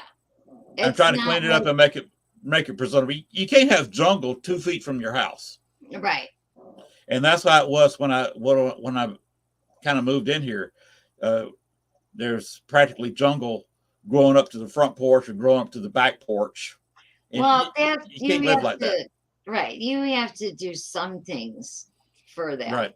But what the guy behind you did, and he's, really disrupting the land for his own purpose. Yes. They don't like that. And he might have problems. He might be and coming over to see me. The horses might have problems. And there's probably not much I can do about it, because if the Native American spirits, if this was indeed a site for Native American settlement, or if it was just their hunting land, there may not be anything I do with it, because actually they have a previous claim, and you know yourself, you can't get rid of a ghost with a previous claim. No, you can't. You got to live with it. If they have no claim, no attachment whatsoever, you can get rid of them. But if they lived or died here, they're staying. Yes, it's theirs. It's more theirs than yours. Until they're released. Right. Like you did for Bruno, right? Right. Yeah. Well, did you ever go to Bachelor's Grove? That's what I was just about to ask you. When you were talking about the lake in Bachelor's Grove, you have like a lake in there in the back of the cemetery. It's more pond than lake, yeah. Right, a pond. But wasn't there like a horse that used to show up over there? That's all rumors. Okay. The water is actually not deep enough. Even they broke. It never was deep enough. Okay. The water now. That was just a story. Yes, it's just a story. The water is only about 6 foot deep. Great. It's got a solid bottom, because when the township of Bachelor's Grove was built, you got to have a foundation. Even when you build your house of wood, it's got to have a stone foundation. Yeah. There was a very large rock sitting there. Oh. And they used it for a quarry. That pond was where they cut stones out of that big rock. Okay. And built the foundation for their homes there in the old Bachelor's Grove settlement. And in Okay. fact, the housing foundations that you see, you can see if you go in the woods around Baxter's Grove Cemetery, you can see the remains of the foundations that Yes, are part I of do that remember rock that. that Yeah, because that we that is walked now the pond. pretty deep into it. Yeah, Right. and I remember that the headstones were vandalized there, and there is a lot of creepy stuff. I think you were even there one time in a group when I was there too. Yeah, I was there a lot. I was probably spending as many I know hours in you Baxter's were. Grove as anybody. I was there all the time. I I was remember there that. between spring and fall. I was even there a couple of times in the winter, but from spring till fall, when it started getting cold, the first snow, I was there sometimes 2 and 3 days a week. Yeah, I think I remember being with you at Bachelor's Grove too. Oh, And I think I came with a group of people, and some of them, isn't that in Oak Lawn, right? Or Oak Park? Bachelor's uh, Grove? It's Oak Lawn. no, Oak Lawn is it's Orland Park is what you're Oh, thinking about. Orland Park. That's it. Yeah. I had the south part of Chicago. I know is Orland Park, Mhm. right? Not Oak Orland Park, which is the end of the most straight south metro line. Yeah. Metro. Yeah. That's Right. the end of the It ends line there. It ends Is in there. Orland Park. Yeah. A little history about the place. What Orland happened Park. to the tombstones there? Yeah, tell me about that. Talking about Bachelor's Grove. Well, it kind of all Yeah. goes back to Orland Park, like you mentioned. Orland Park was pretty well founded, and its first mayor was John Humphrey. Okay. I remember the Humphrey House. I went there And too. Yeah. yes, That he's was the one that, another creepy place. if it weren't for John Humphrey, Orland Park wouldn't exist. Right. The metro wouldn't go there because he immediately founded the town and had to have a railroad running to it. He was a Illinois state senator and was the most powerful man in Cook County outside the city of Chicago. John Humphrey. Yes, he Yeah, got married. okay. He got married in the area. Of course, most marriages were arranged. Right. His I family know. had land and horses and cows, so that's how you measured how much you're worth instead of Right. accountants like they do now. The Patrick family was also a well-known family with money. Okay. So, of course, if you've got money, you want your daughters to marry somebody. Into it. Mm-hmm. Of course. John right. Humphrey and his father, I guess, and the father, the Patrick patriarch, got Okay. together and arranged a marriage between John Humphrey Wow. and Amelia Patrick. Okay. They got married in 1863, middle of the Civil War. Yes. Their wedding photo is in the Humphrey house. If you look at that, walk in the door, you look at that gas where they give you the introduction. They or give you take that, in the that rest little of the house. old couple lives there. They show you the glass case there with the little photos in it. Yes. John Humphrey and Amelia Humphrey are right there. The little yellowed photo. Oh God. That was taken in 1863. Everything. John Humphrey he's got, my wife calls it the short dog syndrome. Oh, okay. He was only about 5'4", and that may be giving him a little bit. So he liked to wear, even though they were getting out of style by the 1860s, 1870s, beaver hats had gone out of style and were being replaced by silk. But he had one of the old style beaver skin top hats. And wasn't we're talking about on Lincoln display? On his bed upstairs in the hot. Yes. Right. They had like clothes laid out or something upstairs there. You're talking to the only investigator that I know of that had that hat on his head for about 2 hours during an investigation. Oh, no. I wanted to contact John Humphrey, and let me tell you something. You did. He contacted me because he didn't appreciate that worth a rip. Wow. especially That's considering, crazy. especially considering I'm 5'9" and would have towered over him a bit, Right. You would have.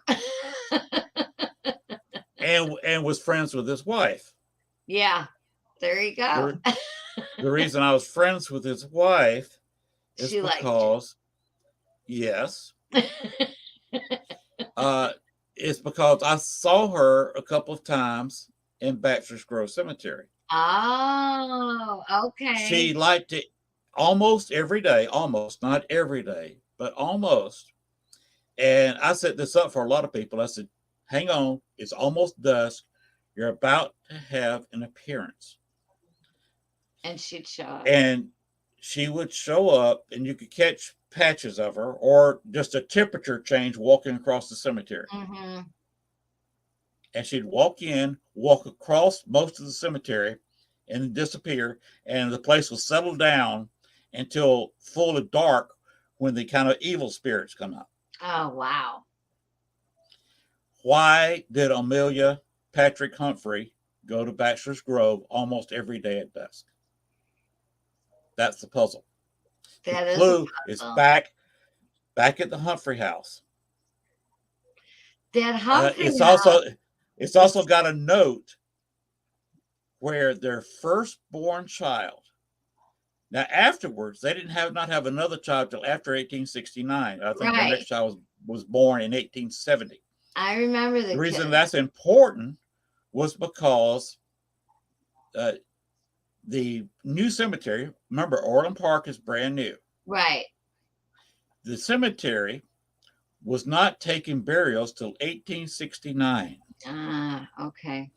His firstborn daughter was born, or died. I think she was born in Died. 1864, Yeah. but she died at 11 months and 4 days old in 1865. Okay. And were they moved there or something? No, Okay. they never moved her. Oh, they never They- moved her. No, Oh. she So was buried in the Patrick plot Oh. in Bachelor's Grove Cemetery. Okay. Okay. The second largest plot in the entire cemetery, where 6, at least maybe 7 of her cousins were buried. They buried her there in Bachelor's Grove. Okay. And when they discontinued the use of Bachelor's Grove, when the owner died, Right. she in her will left the cemetery to the county. The county will deny this. Sorry, Cook County, you're lying. That's your cemetery. They don't want to admit it because they don't want to be liable. They don't have insurance on it.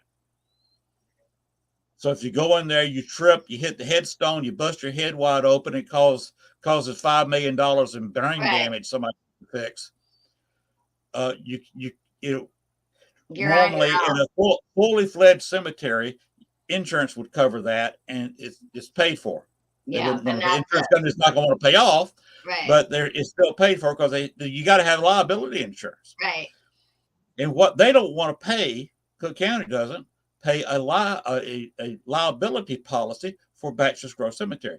It's in the Forest Preserve, but not part of the Forest Preserve. You gotta walk down that long path to get the pond and all that path is Forest Preserve. Right. And of course, they do have a liability. If you trip and fall, you want to sue, they do have an insurance policy to cover that. Does not cover the cemetery. You trip and fall in the cemetery, you are on your own. There is nobody going to admit to sue you. And you can try to sue the county. Good luck with that. Good luck. If it happens. So somebody was a child was separated, right? Is that part of the reason why she would walk around? Yes. She would go there to visit her firstborn child because she was. You said earlier that a lot of ghosts they're not held to a cemetery. They're not there. Right. They are at that age because they didn't know enough to move. Mm-hmm. I remember. She learned from me. She attached to me and followed me home and learned how to move. Oh, I brought her home one night, and I was in there, and my wife was on the computer, and I went in there talking with her, and she'd just washed the dishes. We did not have a dishwasher in the Chicago house.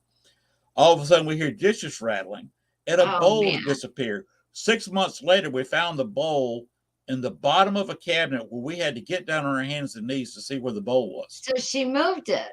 She moved it from the Yeah. dishwasher rack to the bottom shelf, which is floor level, in the cabinet, where we didn't find it till we were looking for something else. That's bizarre, right? That they can Yep. move stuff. And, yeah, they do. Let me ask your opinion of this. Okay. Kind of listen a little carefully. If you're Kimberly and some of the others, if they're still there, listen to this. I went in there on Sunday. I'm not going to name the psychics. Can we get both fingers there? Quote. Look, Okay. quotey marks around psychic. Big time quotey marks. Was going to have an event in the Humphrey House. Okay. Oh, I know who you're talking about. Okay. Is it a man? Yes. I know who you're talking about. Rhymes with Mr. Ed. Right? Well, Whoa. his personality is a little bit like Mr. Ed's. Okay. And if you remember, okay. you remember who Mr. Ed was? I absolutely know who. The talking horse. The talking horse. Except his personality was not like the talking Ed. It was the other Ed. No, the horse is better. So now I hope he's not watching the show, because guess what? I just called him on live air. Oh God, no, not at all. It's all in fun. Anyway, I don't get slapped like Trish Rock. But anyway, I knew he was there, so I went out there just before, about 11 o'clock in the morning. Okay. And met a friend there. So she had her own little paranormal group. So she said, "Let's go." So I went out there, and Libby liked to play with my K2 meter. I had a very special K2, still have it, that's got a temperature probe on it. Nice. She wouldn't light it up. She would sit there and touch it with her fingers and make it go off. Okay. It would emit a very light, high-pitched tune with a few degrees temperature change, like an air conditioner blew on it. I had to turn it off at... is it a millimeter? No, it's a K2. Oh, it is a K2. Okay. Yes, with a probe on it. Beeped. Okay. And yeah, I used it one night. I don't know if it was where you were or not, but I had to turn it off at Ethel's party, because with the air conditioner running there, it would emit a light tone and would interfere with the investigation. Okay. I had to turn it off there. But at Bachelor's Grove, when Libby touched it, it come up with a very loud tone you could hear all the way across the cemetery. Wow. And she would touch it, and the only way I could imitate it was to physically put my fingers like this on the probe and let go. I could let go, it would stop. I could push them together on the probe like this, and could make it go off. I could do it rapidly like this and play a tune. Wow. And what she was doing, the only way that will go off is to physically touch it and squeeze it between my fingers. She was sitting there doing this with her fingers, making it play tunes. And I talked to the manufacturer, and they said, "That's a paranormal event, dude. There's no way that does that naturally." And I never got it to do it ever anywhere else. Never. Wow. But it did do in one other location that I'll be coming to.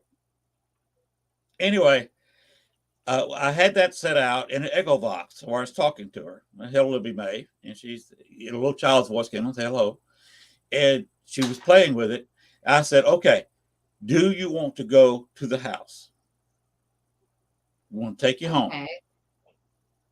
And I said, "You want to go?" And we got a yes. I said, okay. Attach to the two of us, because we're going to go out there. And I said that about twice, and all of a sudden, she stopped talking, and the tune making was gone, and I felt like somebody just put 2 cinder blocks on my shoulders. Oh, man. Well, we didn't know it at the time, but she had two siblings who also died young. Okay. And they were there playing with her. Okay. So the two of us had 3 child spirits jump on us. Wow. They just And jumped right on. yes, to and go with you. that was a job walking all the way to that quarter mile to the highway, crossing the highway to the parking lot. And of course, our internal meters were just going off nutso. You can imagine having 3 ghosts attached to you. No, I couldn't. Trying to drive, and that she was driving. Fortunately, but I was. There was no way I could drive. Oh man. We got to the Humphrey house. Our buddy was holding a press conference with a local paper, so I stuck my head in there, and I said, you've got a lot of people standing out here in the yard, wondering why they can't come in. He said, tell them I'll be there in just a minute. I said, okay. So I went out there, and I got a kind of a rambunctious and personality anyway. If something needs to get done, I'd usually do it. So I stood on the front porch, raised my arms. I said, okay, people, gather around. Yeah. Our host is giving a newspaper an interview. Okay. Right inside the door at the kitchen table. He'll be out here in a few minutes. He'll open the door, the reporter will leave, and we can all go inside. Okay. That's all anybody wanted to know. Well, what's going on? Right. Because he didn't have anybody standing out there explaining to anybody. Well, so I did him that much of a favor. I explained that was to him. Nice of you. And nobody was upset. There was a few people saying, well, should we leave? He's, where is he? Right. Because it was past time for the tour to start at this point. Anyway, he let us in. Everybody went inside and went into the living room, and I released. I said, okay, all y'all get off of me. So here's 3 child ghost spirits running around that house like crazed monkeys around that house. And after a few minutes, the K2 I had in my hand, I turned it back on, and it went off for about 30 seconds, steady tone, and never went off again. Wow. I have not, unless I intentionally start playing with it, that K2 has never really made that kind of noise again, unless I physically do it myself. And a psychic, a good one, that knew what she was doing, saw me as I got out. She said, Lynn, you've got an attachment. I know, is what I told her. She saw me in the house after I turned her loose. She said, Lynn, you don't have an attachment anymore. What'd you do? How'd you get rid of it? I said, I just turned them loose in the living room. Oh, my God. So what happened to them? Did they stay? They stayed. They stayed. And I told our buddy, I said, you've got 3 ghost spirits I just brought here. Try to contact them. He said, this is not your event. This is my event. Oh, okay? Man. Give me a But break. he did walk up to me a couple hours later and said, you were right. All 3 of the kids were there, and I contacted them. Oh, man. I know he used to try to call out John Humphrey. Yes. Yeah. And he didn't like that. No, John Humphrey doesn't like being called out. He did not like being called out. No, it changed everything when he did that. Did you ever hear the story of their relationship? No. Okay, in Orland Park Cemetery, they're buried. You can look it up. Find a grave in Orland Cemetery. You have John Humphrey in the middle of the plot. Of course. Okay. Patriarch of the family. On one side is his first wife, Amelia. Okay. Who died in either 1880 or 1881. Some of the records are say one grave. I think the grave says another. You know how things are. And his second wife is buried on his other side. Oh God. The 3 kids Amelia had that was buried in the cemetery are buried on the other side of Amelia from him. And the 2 or 3 kids that are buried in Orland Park from the second wife are buried on the other side, on the other side of her from his grave. Okay. Because I remember hearing that the second wife did not treat the first wife's kids well. Like they were locked upstairs or something, right? Yeah. They looked out that front window and the other kids would be able to play, her kids. Mm-hmm. Well, mainly because his second wife was a secretary that he hired Oh, that's when he was right. elected office. Sure. Yep, I remember that story. Yeah. And he married his second wife 6 months after his first wife After died. she died. Yeah. Because he was having an open affair. His wife Right. knew it. Anyway. Right. So Oh, that's why there's a lot of anger and yes. dissatisfaction on the other side, just like there was in life. Yeah. That's why the whole thing is a crazy situation. And it went back to Bachelor's Grove where the firstborn was buried. And I went in there and basically told them the same thing that the psychic, and I did this one by myself, Okay. told Bruno Rodi. Wow. Two relatable stories. I went in there and said, "Look, Amelia, you had a bad marriage, you had a bad life, Mm-hmm. you died when you shouldn't have. We think tuberculosis. Yeah, We're not I sure. remember that too. It was something with And the you said lungs. you kind of had an unhappy life. I said there is no need in you being stuck here Right. in Bachelor's Grove with this child. No Now the child longer. can move. The child can Right. move around because one night she came in the house about 2 or 3 o'clock. My wife had to be at work the next day, and Libby was running up and down the hallway upside our bedroom, Oh as kids will man. do. Woke my wife up, and my wife said, "Amelia, come get your child. I've got to get up in the morning." I love it. And a few minutes later, Amelia opens a portal over our bed, reaches out, snatches up Libby May, and draws her to the Really? floor and closed it. Closed the portal. And if you remember, nature abhors a vacuum. Yes. So when you open a portal, you push the Yeah. air out like It's this. like right. And when you right. close a portal like Yep. this, I know. and know. it made this loud like this. Oh And man. I Right woke over up, your bed. and I thought from the sound of it, a transformer exploded.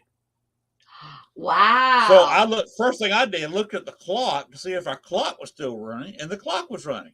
Okay. I looked out the window, street lights were still on. I said, "Okay, that wasn't a transformer," That and I wasn't could a feel the transformer. ozone in the air. And I said, "Okay, that's Amelia coming got She Libby came May." and got her. Oh Now, man. one thing about Amelia, do you remember the picture taken by Dale Kazmarick's group, the Ghost Research I Society? remember. I know who Dale is. Judy Huff took the photo Okay. in the early 1990s, 91, 92, somewhere along there. Okay. That picture was checked out by Ghost Adventures. Zach had brought Judy to Vegas for an interview. Oh later wow. on. During the interview show they had, Ghost Adventures backstage, whatever they called it, second half, Right. whatever. They brought her out there and interviewed her in what was to become his museum. And he checked out the negative by some Vegas people who, of course, could check the negative and see if it was tampered with. Yeah. That was I think the third group that checked that negative to see it was not tampered with. Wow, I love that. Now, for the Dale never checked out that photo next to the photo in the Humphrey House because he didn't get in the Humphrey House. Oh. I took a picture He of the was photograph. at Ethel's party when we were there. Yes. Yeah. And Dale, I showed it to Dale of the picture that Judy Huff took of the lady in Bachelor's Grove, the white lady in Bachelor's Grove, side by side with Amelia Patrick Humphreys at wedding picture with John. Same hair, same face, wow, same dress. The white lady of Bachelor's Grove was Amelia Patrick it Humphrey. was. Oh man. She was sitting on that stone, taking a break after opening the portal, coming over there to visit Libby May. And he got the photo. And Judy Huff accidentally just took a standard photo and got that photo. Oh, that's amazing. That's amazing. But he never compared the photos because he never went on tour of the Humphrey House. Okay. I understand. He has checked that photo out, seen the photo in the Humphrey House now, and actually got in there one night to investigate the place. Are they still doing tours there? Do they still do it? They still do a historical tour. every one Sunday a month. I think the third. Don't quote me on that, Yeah, but one it Sunday was a like month. once a month. Oh, that's so cool. So yeah, I found that out. That took several years to figure that out and dig through it. That's so cool, though. And I you got to love have that you story. got to have modern techniques with the computer to put the two photos side by side. And anybody who's ever looked at those things side by side, this is the same person because it's the same cotton picking dress. A That's unique amazing. dress. It's got a lighter color with dark polka dots. Of course, Judy's used infrared film in a 35 mil Right. camera. The other 1863 photo from the wedding was 1863 photography, which No, meant right. everything was a shade of yellow, not a shade of black Exactly. or white, shade of yellow. Everything was yellow. Yep. Or beige. Yeah. Or yellow beige or combination. Yellow beige. Yep. That's about all the contrast you had was a yellow and a beige because it was in shadow. Amazing. That is so cool. But I guess a wedding dress with a great big polka dots, big circles on it, colored circles, was kind of unique. And the odds of getting two photographs of somebody like that Very wearing slim. that dress, very, very, very Very slim. Now that was her. And then she has told our buddy, she has told Yeah. me, and she has told Dale by Ghost Boxes that was her sitting on the stone. That is her in the picture. That is her. It's her And place. Right? That's where she goes. Part of my little legacy in Chicago. I left them with, the answer to a riddle that's been going on since Judy Ho took the picture since the early 90s. I answered it. Took a lot of reason, but I answered it. I love this story. That's so cool. It's something I can hang my hat on and just say, okay, I'm quit. I've done the ultimate. I can go home. Yep. I can not do any paranormal stuff anymore. I'm done. Nobody else has ever done that. Nobody else can probably top that as far or as wear John Humphrey's hat for 2 hours in the house either. I'm sure you're the only one. Let's not tell anybody about that. Okay. That's between me and you. Okay. You got it. I won't say a word. Okay. Yeah, that's between me and you. Here we are on live Facebook, right. live YouTube. We have 7 people watching our show. So that's between me and you. I love it. That's great. Now, what? Heck, our 2-hour show is almost over. I know. It was so fun talking ghosts. Let me say something that my network, WLFE Ted, he owns the network. He said when I started the show, don't worry if we run a few minutes over. Okay. I don't care as long as you don't interfere with the show that comes on after you. Right. And if you notice in the intro, it said the show started at 8. Right. I changed the time about a month ago to 10 Central Time, my time. But 2 hours later, by everybody's time, TH is laughing now that they're crying. And always good to get a laugh out of somebody. And there is no show. There is no midnight Central Time show on the network. Okay. He doesn't care. That's nice. So where I'm supposed to have a 2-hour show, if I want to have an after party or just continue on with a good interview, that's great. Just keep on going because I want to ask some questions about tarot readings. I know nothing. If you could explain to me and explain to anybody watching the show that doesn't know what tarot is, if you could start off explaining that, what it is, explain how you got into it. Well, I got into it because of the women that worked at the warehouse. Right. And they were both witches from the South and had so many stories to tell. And they would bring tarot card decks to the warehouse pretty much to see what the spirits wanted to tell them there. Right. And they confirmed my story about Buddy, the old man that was killed by with the barrels of beer that fell on him. And when they would start reading the cards, I kind of knew what they were going to say. You know, I would look at the pictures, and the energy of the pictures would start to talk to me. Come to find out, like later on, well, those are my guides that are giving me the messages of what the cards are trying to say. So the cards help you with relationship problems. They're predictive. They can help in making decisions. They can help, you know, with whatever the case may be. So there's 78 cards in the deck. In the first 22 cards, and I think everyone that's here knows because they've all had readings with me. Those are the major arcanas, and the major arcanas are about the fool's journey. So the fool starts out and he meets these 22 archetypes along the way. So the first person he meets is the magician, then he meets the high priestess, and he meets the empress and the emperor, on and on and on. And every card has a story to tell. And if you have questions, or if you just want to know what your guides want to tell you, then that's what the tarot cards were for. So by the time I was 15, I knew like how to get my answers with tarot deck. Okay. And that's yeah. So it's been like, oh my God, over 45 years that I've been reading tarot cards. And you know, I just love how they can kind of guide you or give you a specific answer to something that may be weighing on you.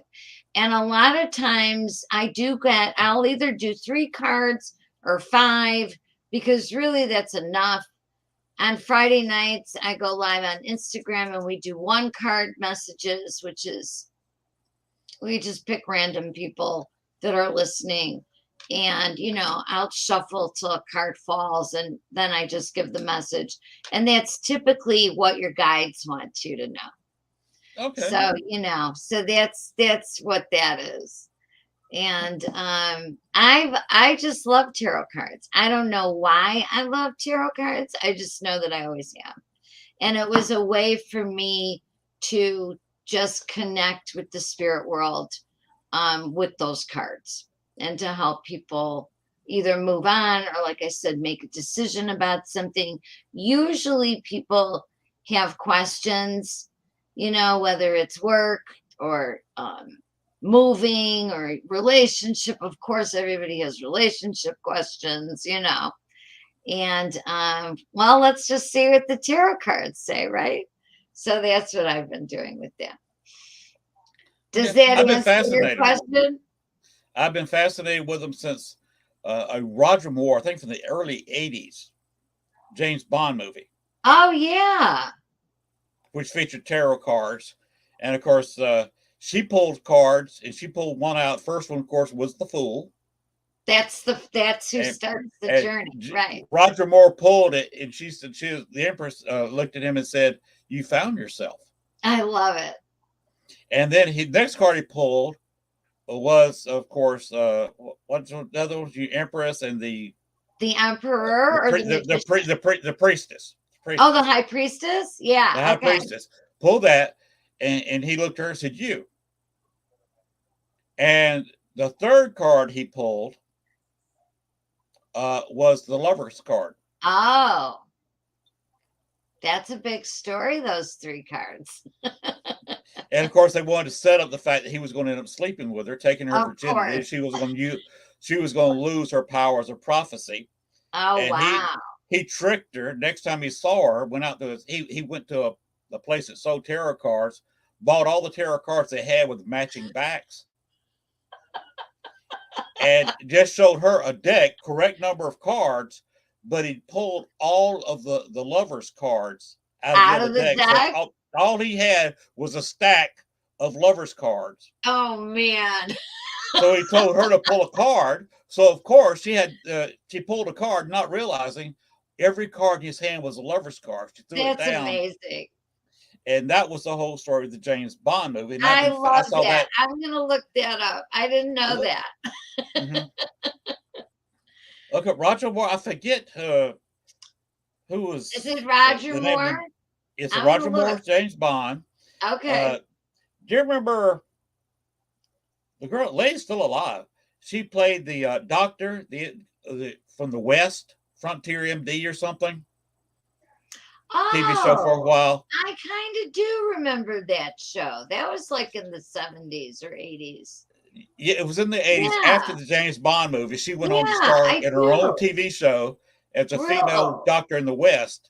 Yeah. But it was that actress. I forget her name. I can't think of her name, but I know I But remember that name when you said it, but Frontier. the James Bond movie, like so many women, that's how she got her start.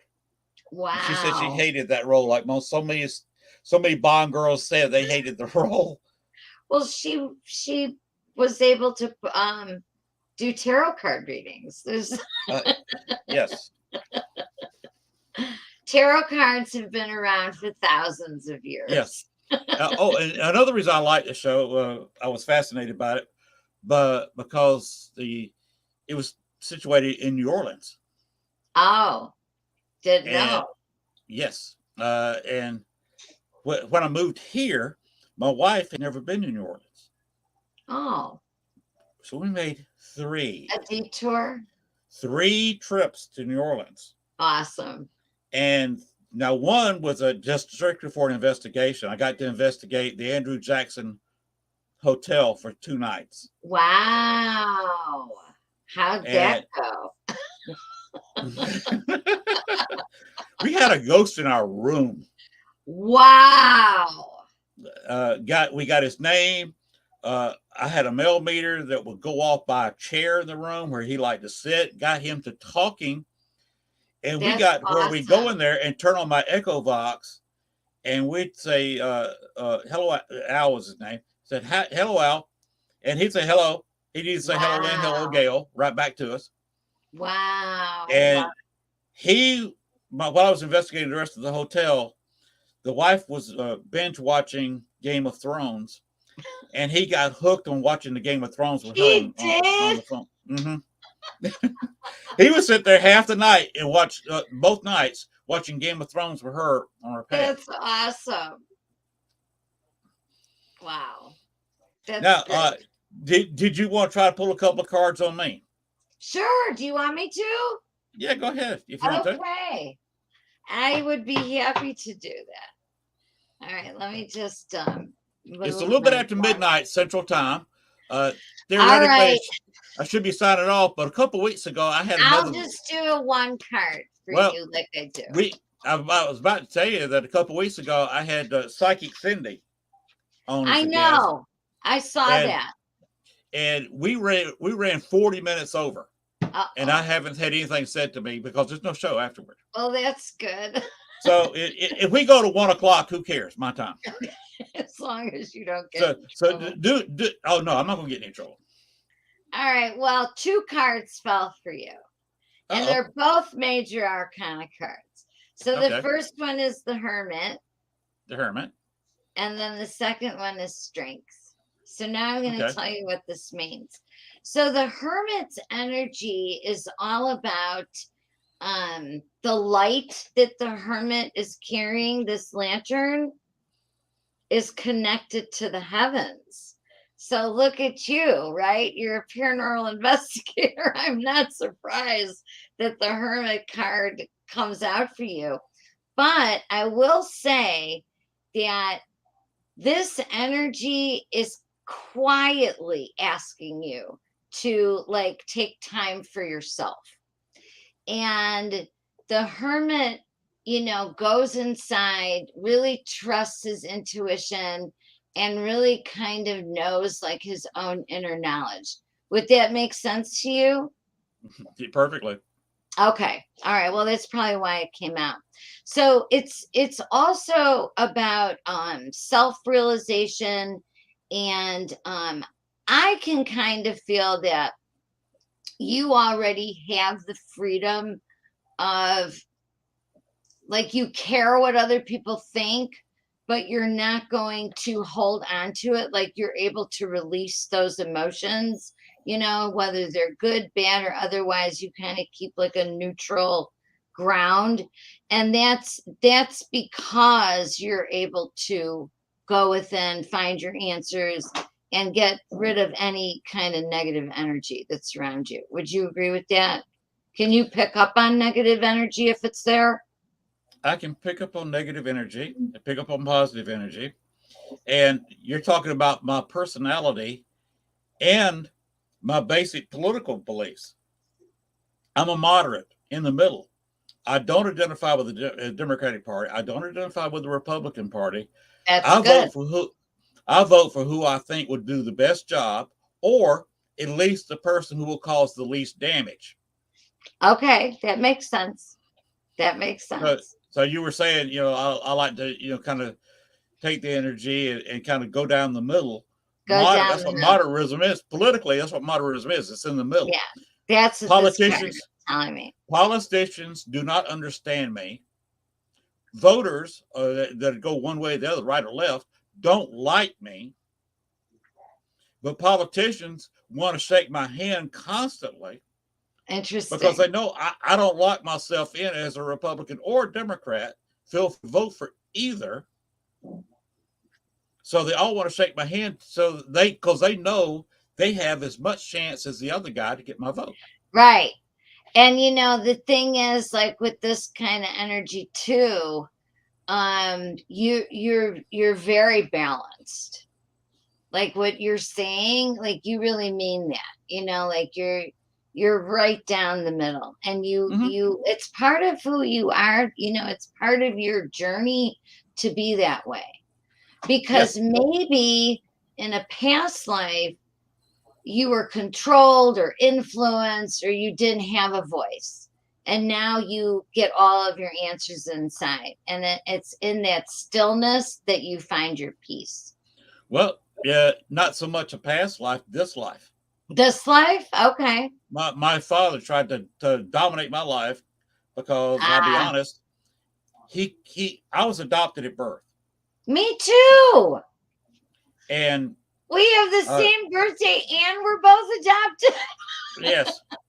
And he thought you probably don't remember this. Very few people do.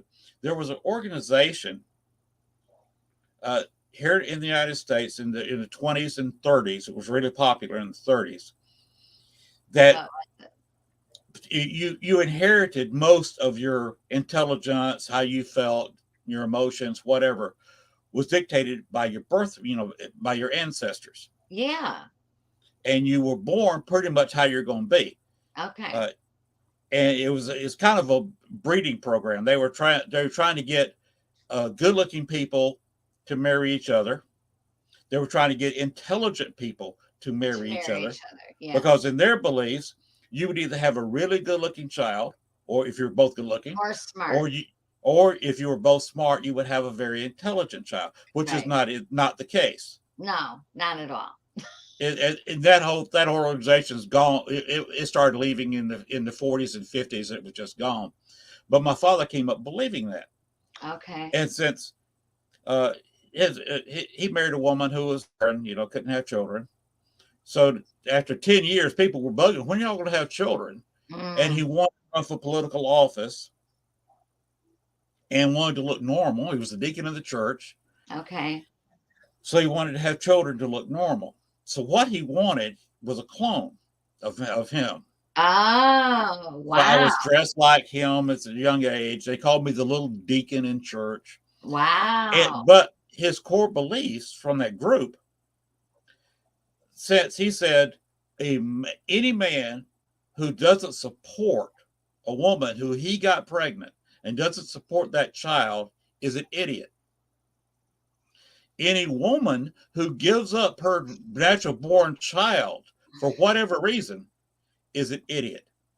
Wow. So if you have two idiots, their child is going to be an idiot. So basically, he would say any child that was up for adoption was just going to be an idiot all their life. An idiot, yeah. So believe it or not, my father told my elementary school principal, look, I have two kids. One's in your school now. One's coming up in 3 years behind him. Sister was also adopted. Okay. And he said, just pass him. Just tell the teachers just to pass him. Don't worry about him. What his test scores are. Yes. And of course, I picked up on that being a child. Yeah. And I said, I can just sit here with my feet propped up on my desk and I'll pass. I'm not worried about it. So I did. And I was in that same school for 8 years. Wow. Not learning much of anything. Wow. I'd read a little bit, I'd learn a bit. Sometimes I'd hear some things. But I went through kindergarten through the 7th grade, not having hit a lick of a snake in school. Because I was going to go pass through. Wow. And so. And your sister too? Yeah. And my father wanted to control everything about me, even as an adult, what to do, what to say, where to go. And because the reason he adopted me was because he owned a business.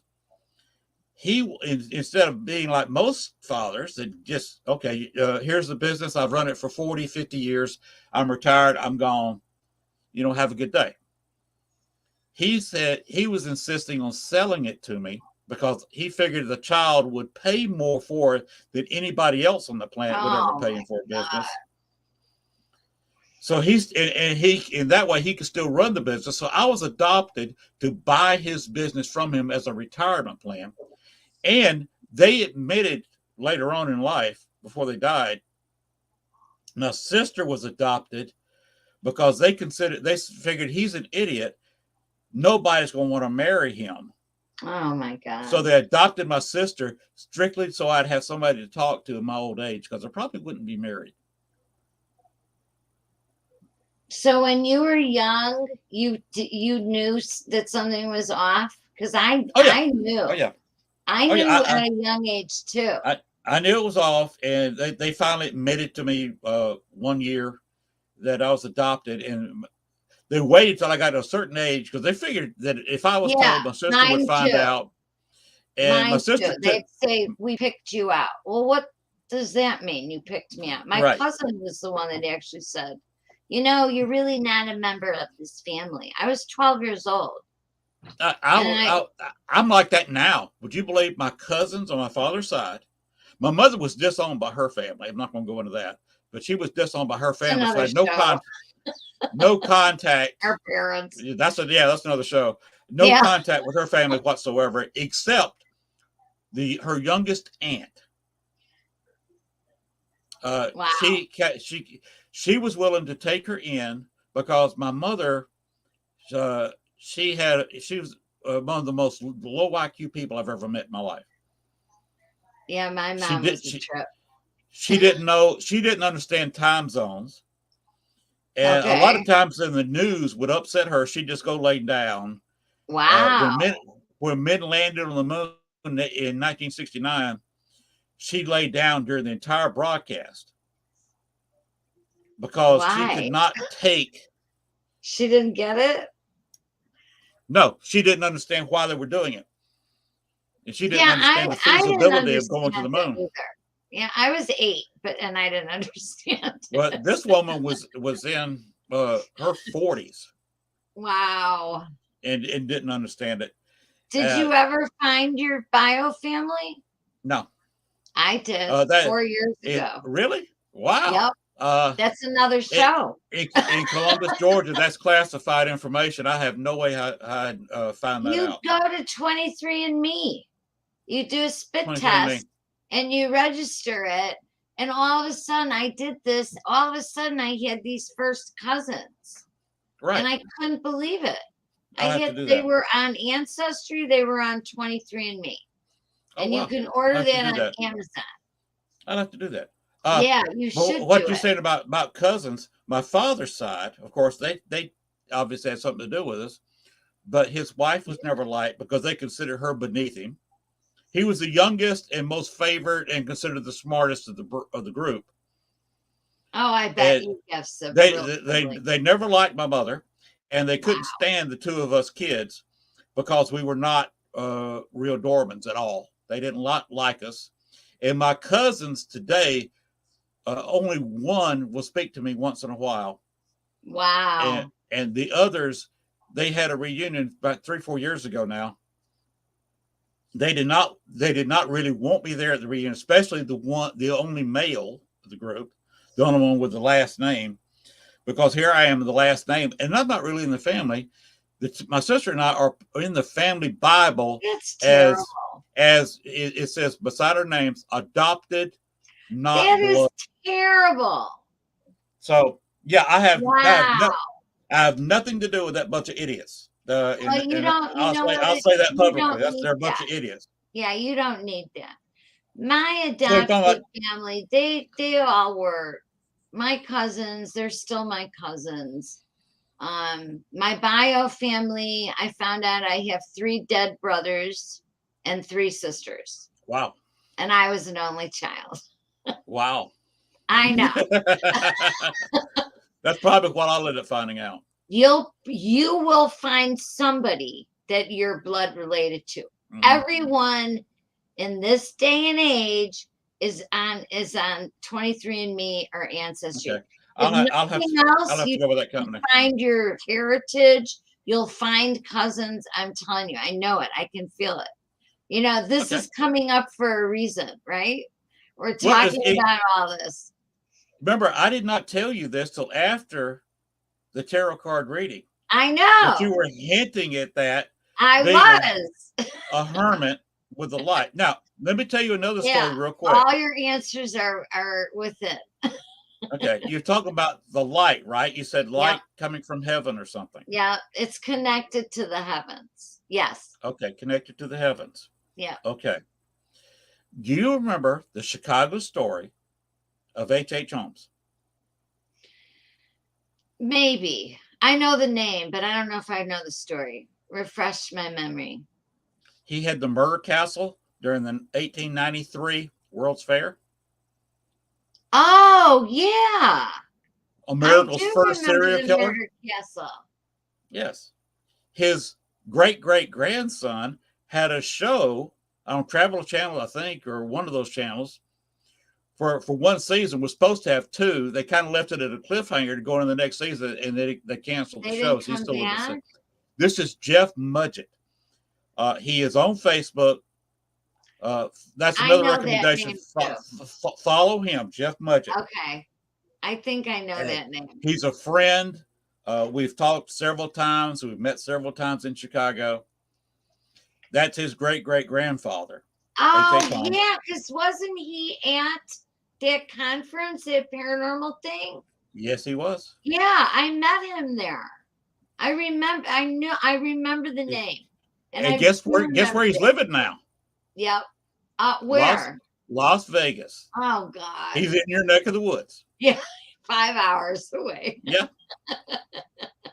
So Wow, that's you're a lot closer to him than I am. Yeah, that's true. Jeff Mudgett's a great guy. Send him a friend request. He'll I approve will. you. Especially if you say you'll go to Amazon and buy a book from him.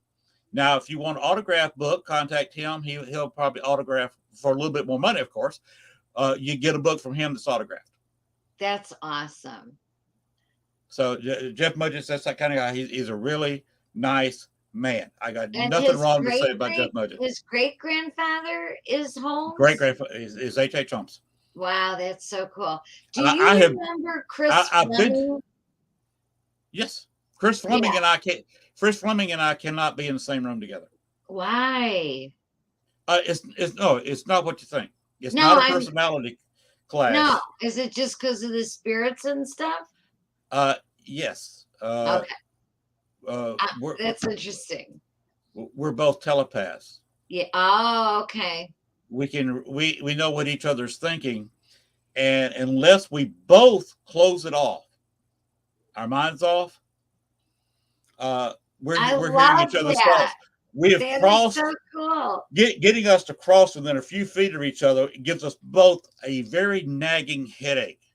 Wow. Well, that's not good. No, Yeah. you'd have to be consciously aware of. I was at a conference with him, and I could ask him questions without saying anything. He'd answer them. And whatever happened to him? I don't He know. used to have a TV show too, right? I think so.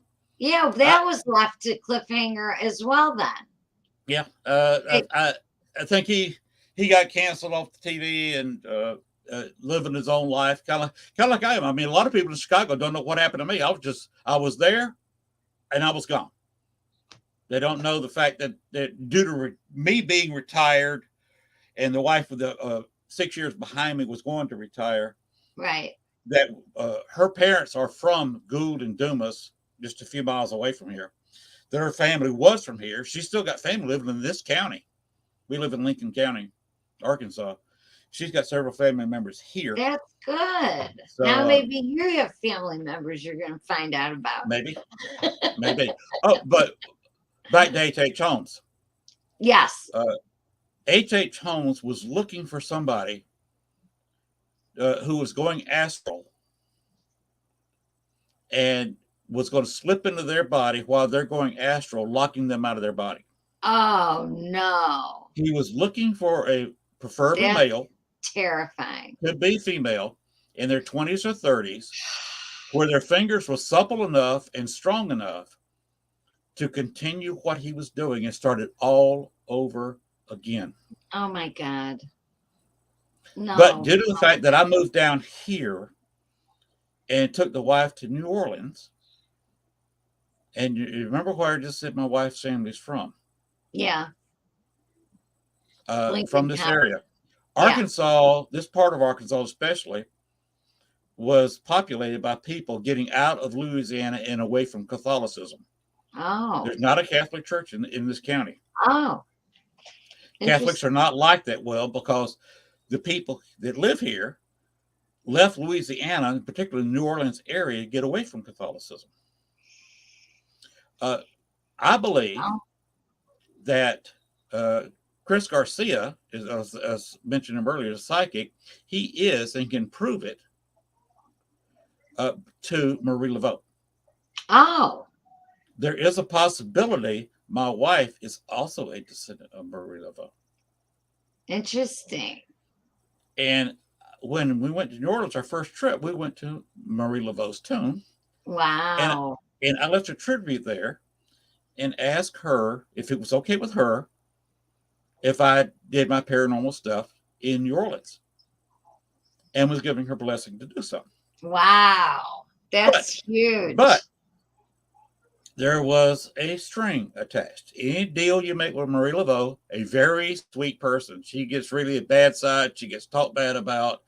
Evil spirit, the second most powerful entity in New Orleans. Yeah. People don't like her. She is a very sweet person. She's nice. And if you go into her real life, she was not the evil person she's made out to be at all. Okay. In her human life. I wonder why they did that to her then, made her out to be. Fear. Oh, okay. Fear. Well, maybe she had some magical powers and they didn't understand it. No, she was a hairdresser. Okay. And you've been to a hairdresser before. I have. Don't you talk to your hairdresser? When yeah, of course. Yeah. There you go. That was her power. That's how she do stuff. That's how she did the hair to the wives of the most powerful people in New Orleans. So of course she heard things. People told her stuff every day, whether they're getting their hair done. Right. That was her power. Didn't have anything to do with voodoo or hoodoo or anything else. Wow. That she was told that by the powers that be's wives in New Orleans that she did their hair. Wow. But anyway, she came to me one night. H.H. Holmes appeared to me and ripped me a new one.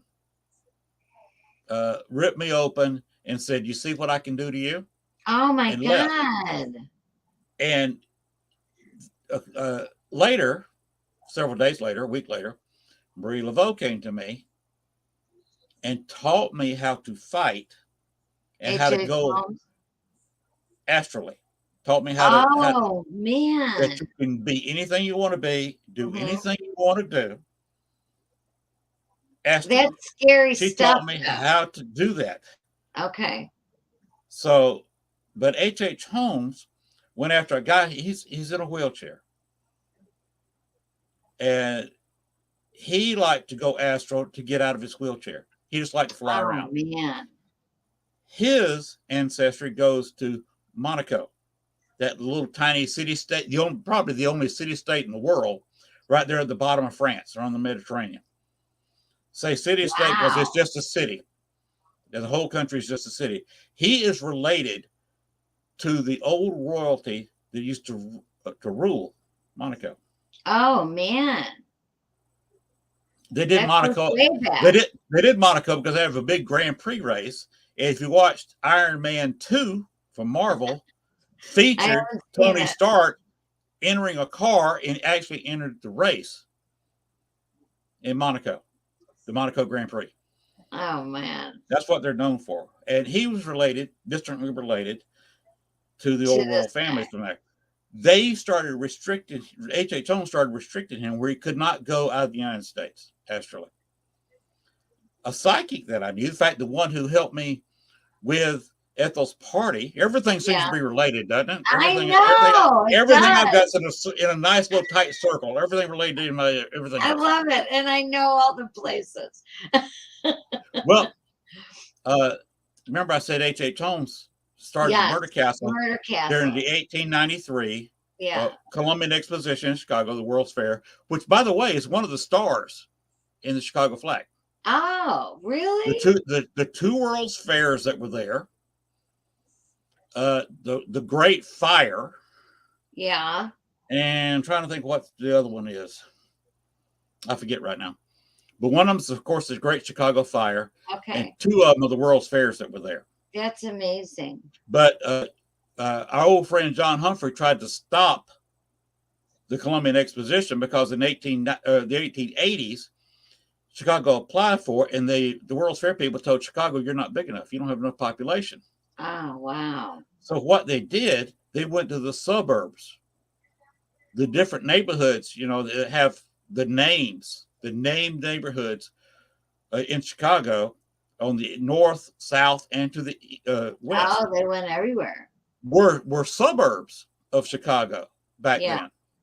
So they talked them into passing, getting a vote and becoming a part of the city. Okay. So they about tripled the population of Chicago and got it big enough to house the World's Fair in the Great White City. So interesting. But John Humphrey, John Humphrey fought that. He fought it tooth and nail because every little town that became a part of Chicago, he lost constituents. Oh. Because he was a representative of the county. The city of Chicago had its own representative. Had its own stuff, yeah. They had their own representative to the state legislature. Right. He represented Cook County outside of Chicago. So for every little suburb that became a part of Chicago, he lost whatever the population was for his constituents. So he lost that much power.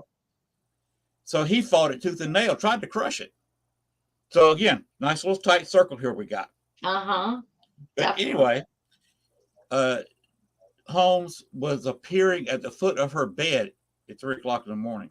Oh my God. That's terrifying. And she told me that. I said, okay, enough. That's enough. Yeah. I was I was appearing in another show, just in the chat room. I was never a guest on the show. But I got talking to some of the other people.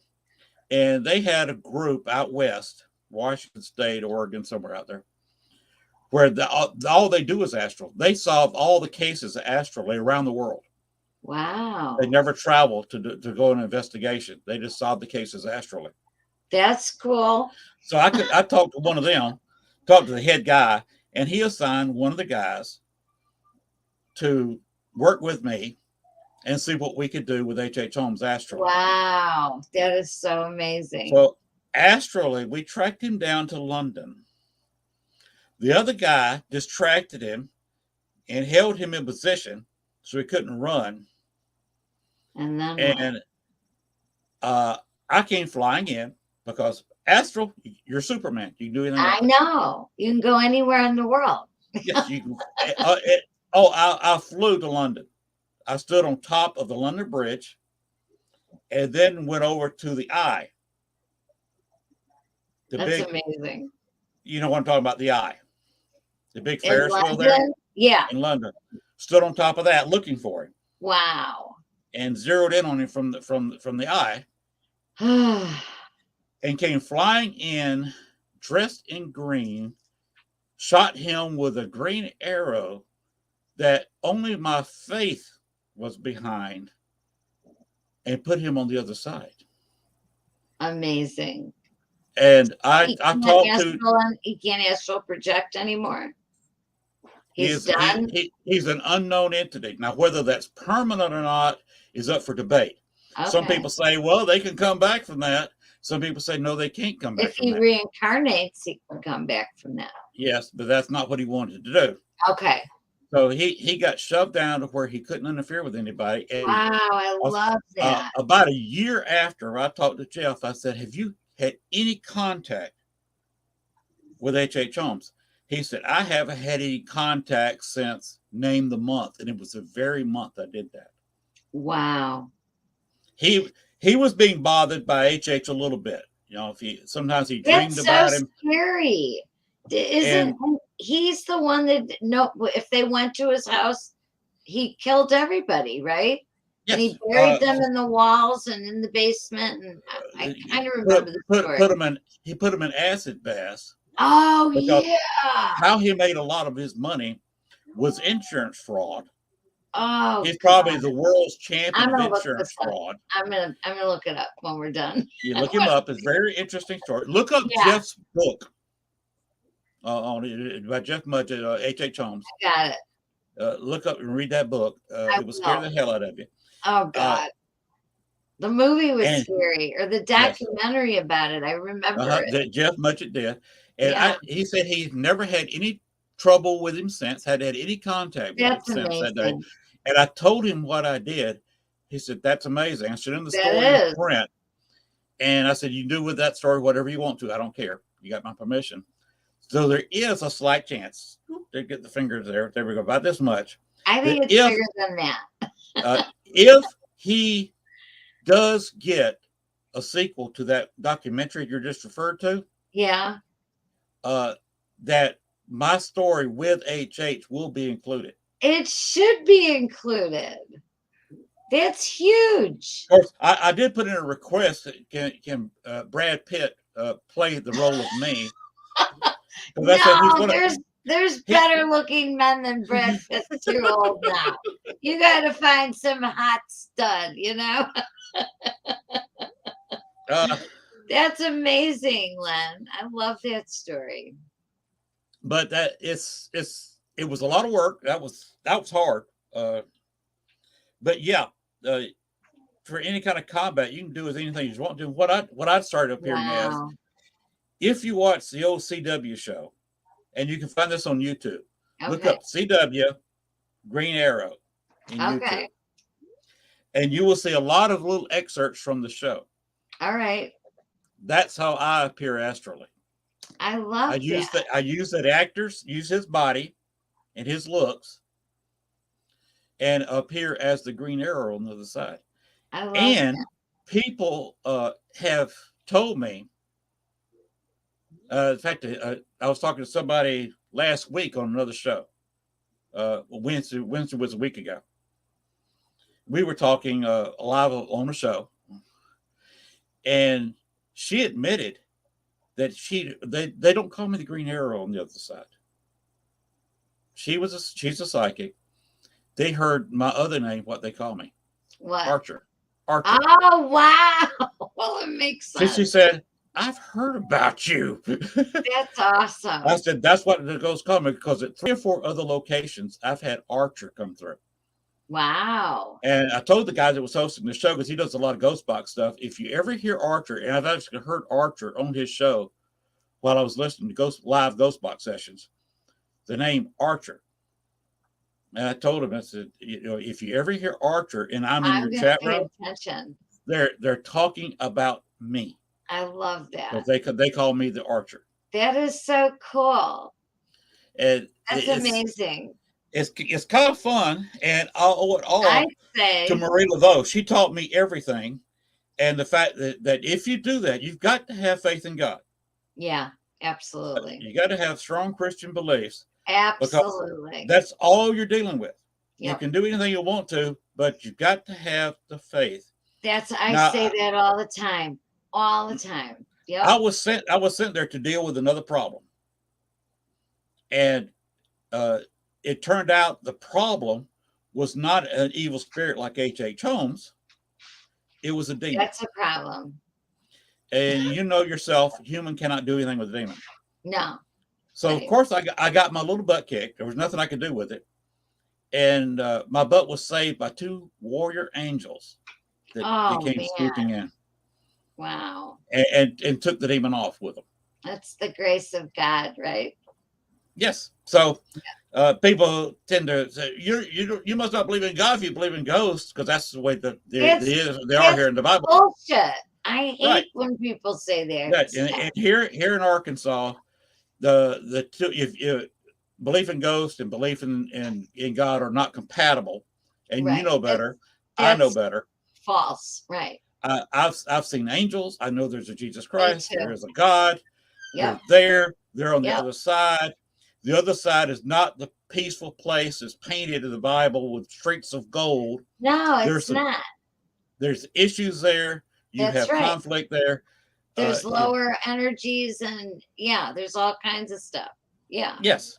And there's a little bit of conflict there. Yeah, absolutely. Even within the same families, there's conflict. So there is the link that you mentioned without me telling you those stories that you pulled the hermit right away. With the light that was linked to God right away. The first card you picked out. And that's probably the most appropriate to me card in the deck. I love it. Can I tell you the other one real quickly too, and then we'll go? You did get the strength card. Yes. Yep. So the strength card really is everything that you represent. And this is about you being a leader. And, like leaders lead, and your inner strength is just so much stronger than, and it goes with the hermit too. There's something about your inner strength and your inner peace. And this is about you using your power to make changes and how you use this power also to achieve your goals. And it's really beautiful. I just love it. And the message with the strength card is don't doubt yourself ever. And nobody should doubt you either, because you know what you know. I've doubted myself several times, and it usually led to disaster. Well, then that's why this is saying don't doubt yourself. Or as a minimum, a regret that I still regret. Okay. One of them included my father. One of the things he made me do, forced me to do, was to quit the JCs. And you probably don't know what the JCs are. Okay. Look up JCs. Just put JCs into Google, and you will get about 5 million posts. It's a national, I think maybe international organization of people that you can only be a member if you're 18. Okay. Or up to 39. Okay. You hit 40, you're graduated. You're done? Okay. Yes, you are done. Okay. And I was a member of that and was not Columbus, Georgia. I was on the Columbus, Georgia board of directors. And at the same time, I was on the state of Georgia board of directors. Okay. And kind of leading the way. In fact, signed the Columbus JCs up for a state project where the state was selling peanuts to put a new roof on their building. Wow. Nobody in Columbus wanted to do it, and I signed us up for it. They said, well, okay, you're running it. I said, okay. And we came out for 2 years in a row. We were in the top 5 in sales across the entire state of Georgia. The first year we put a roof on the Georgia JC's building. That's amazing. The second year most of it went to the Georgia JC's. Part of it went back to Columbus JC. So I actually put some money into the coffers of the Columbus JC's. And so your dad made you quit? Yes, he made me quit because That's crazy. it was taking too much time away from the store. Donna Brown, thank you for the compliment. She said, such a tight knowledge. Love this. Thank you, Lennon. I do too. I love all of these stories you have. So that again leads into what you were saying about the strength card. Yes, Oh, absolutely. and well, one other thing I did. What? 1991. Okay. The year 1990. The year the state of Georgia, well, specifically the city of Atlanta, Okay. got the okay from the World Olympic Committee and were awarded the Olympic Games in 1996. Oh, wow. Atlanta got it. And a week or two later, I went to the Columbus City Council and made a speech. We had just we're paying for a new, due to the fact we were polluting the river with our waste.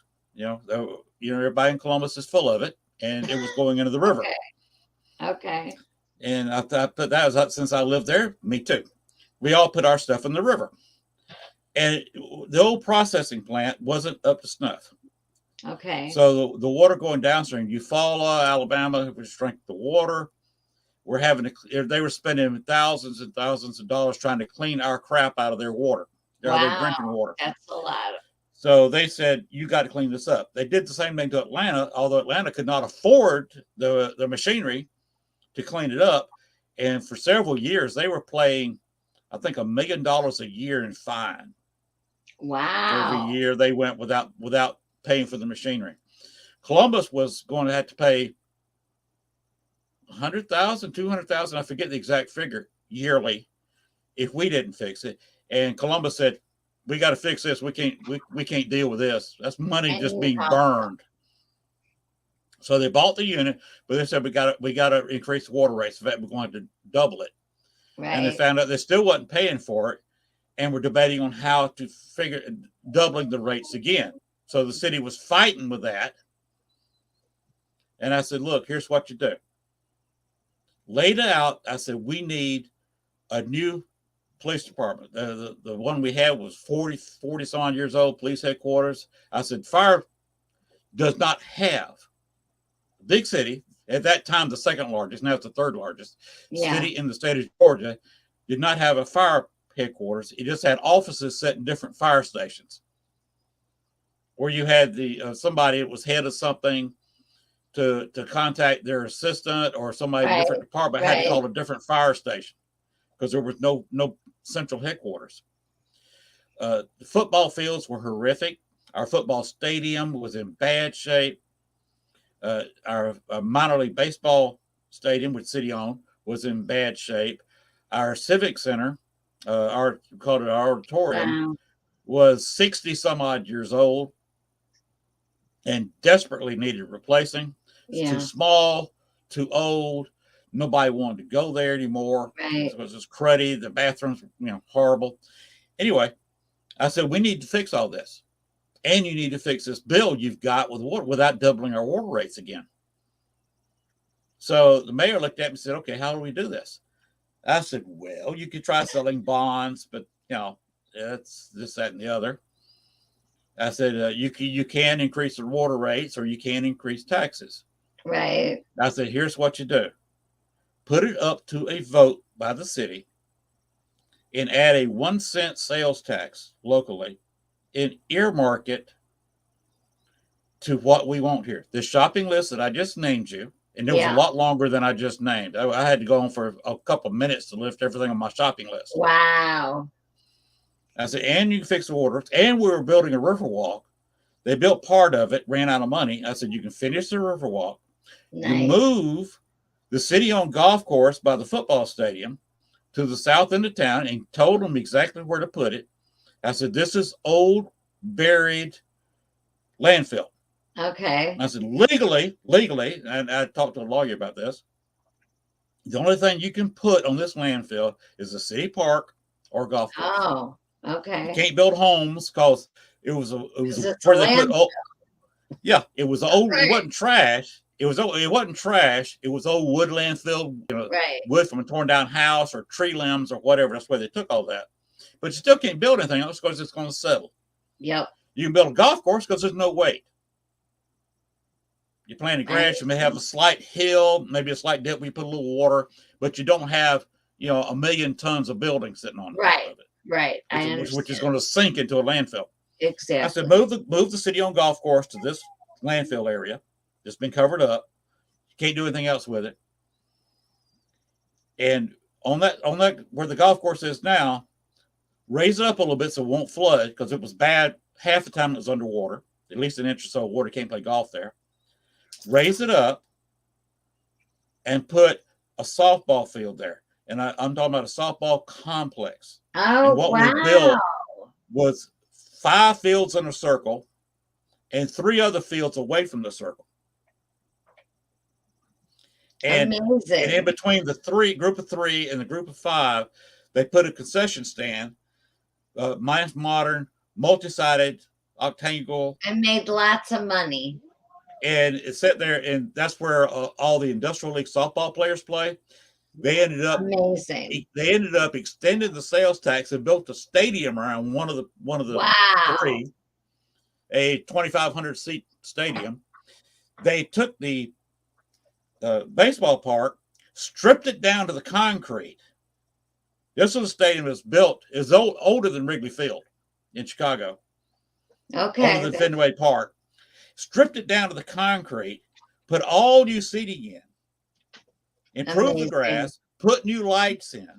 Amazing. Put a big weight room in, put a new announcer's booth in, spent several $1 million, and then put some, for the Olympic Games, put fencing up and put stadium seating in the outfield between the old fence for the baseball, because softball fields is smaller than a baseball field. Yeah, I know. I remember. And between the 2 fences, they just filled it with these aluminum temporary seating, like a stadium. That's awesome. And we had the women's softball Olympic Games in my hometown. That's amazing. Due to my little speech. Because of you. And suggestion of the 1 cent sales tax. We had a couple of Civil War ironclads that were built in Columbus that were burned to keep the Union from getting them. They pulled the remains out and set them on the ground near the river by our football stadium. Wow. And all this is in one conglomerate mess. Wow. And and finally put a roof over and keep them from deteriorating, but they're still getting damp because they were still out in the weather. They wasn't getting direct rain, but still got the humidity and the heat. Right. So another thing they did with the 1 cent sales tax is built a museum big enough to put those the remains of those 2 ships in. Wow, that's amazing. And it is to this day very haunted. You're a change maker. You just I went in there watching it, and they had a little room where they filmed. You've seen this in museums, where it shows you how the ironclad was built and then showed one being sunk. And I was in there just before I left Columbus, and I was sitting there watching it by myself, and somebody else came in there and sat down and was watching the film with me. And I thought, why do they come in here dressed like that? Because their clothes look a little kind of ragged and dirty. I said, okay, never mind. Must be some worker. He had got a job somewhere, maybe worked down, because it's right down from our port where barges come up with oil or whatever they've got and unload it. And our gasoline oil terminal is right there. So sometimes they'll bring gas up, pure gasoline or some kind of pure bulk oil, and put it in some huge tanks there and pump it in there. So all that's right there. Wow, and I thought maybe somebody was working for the port, just come over here to look at the museum after work. Didn't think much about it. Went in there, looked all through the museum, and the lady called me in there, said, "You got 15 minutes for the close." I said, "Okay, I'll be done. No big deal." And as I was walking toward the door, I saw them lock it, and I quickly finished up and was walking to the front, and they were unlocking the door to let me back out. I said, well, wait a minute. You got this one other guy that's been walking around the ship back here, and I saw in the movie. She said, what other guy? Oh my God. There was nobody in this There was building no one besides there. besides employees when you walked in. I love it. Nobody came in while you were here. There is nobody here because all the employees present were female. And this was Wow. a guy. I said, wait a minute, you're telling me that, never mind. And it turns out there's a paranormal group. Since I moved to Chicago, there was a paranormal group that did some investigating, and the place is extremely haunted. We imagine two ships. Right. I'm sure it's And haunted. all these artifacts include the bottoms of the Yes, ships sitting it there in the carries museum. all that energy. Yeah, of Yeah, course it's haunted. that's And amazing. they had their own evidence of what they got there. And I saw a full body apparition of a male sitting there and watching the movie Wow. with me and walking around the ships. That's just so cool. But we got that done. And they extended it at least twice. They went down there and built a world-class soccer complex for all the kids who like to play soccer. Aw, And they built a small that's stadium, so kind of nice. like they did the softball fields. Did the same thing. You change soccer. lives, you know? Oh, I changed the city. Well, right. And lives. When I was born, Columbus, Georgia was only maybe 35,000 people. Wow. When I left in about 2000, the city was about 150,000 people. And It what is about now, now? latest census, 195,000 people. It's just growing. It keeps Yes. growing. And they got statues built to the Olympics now by the baseball stadium. That's so cool.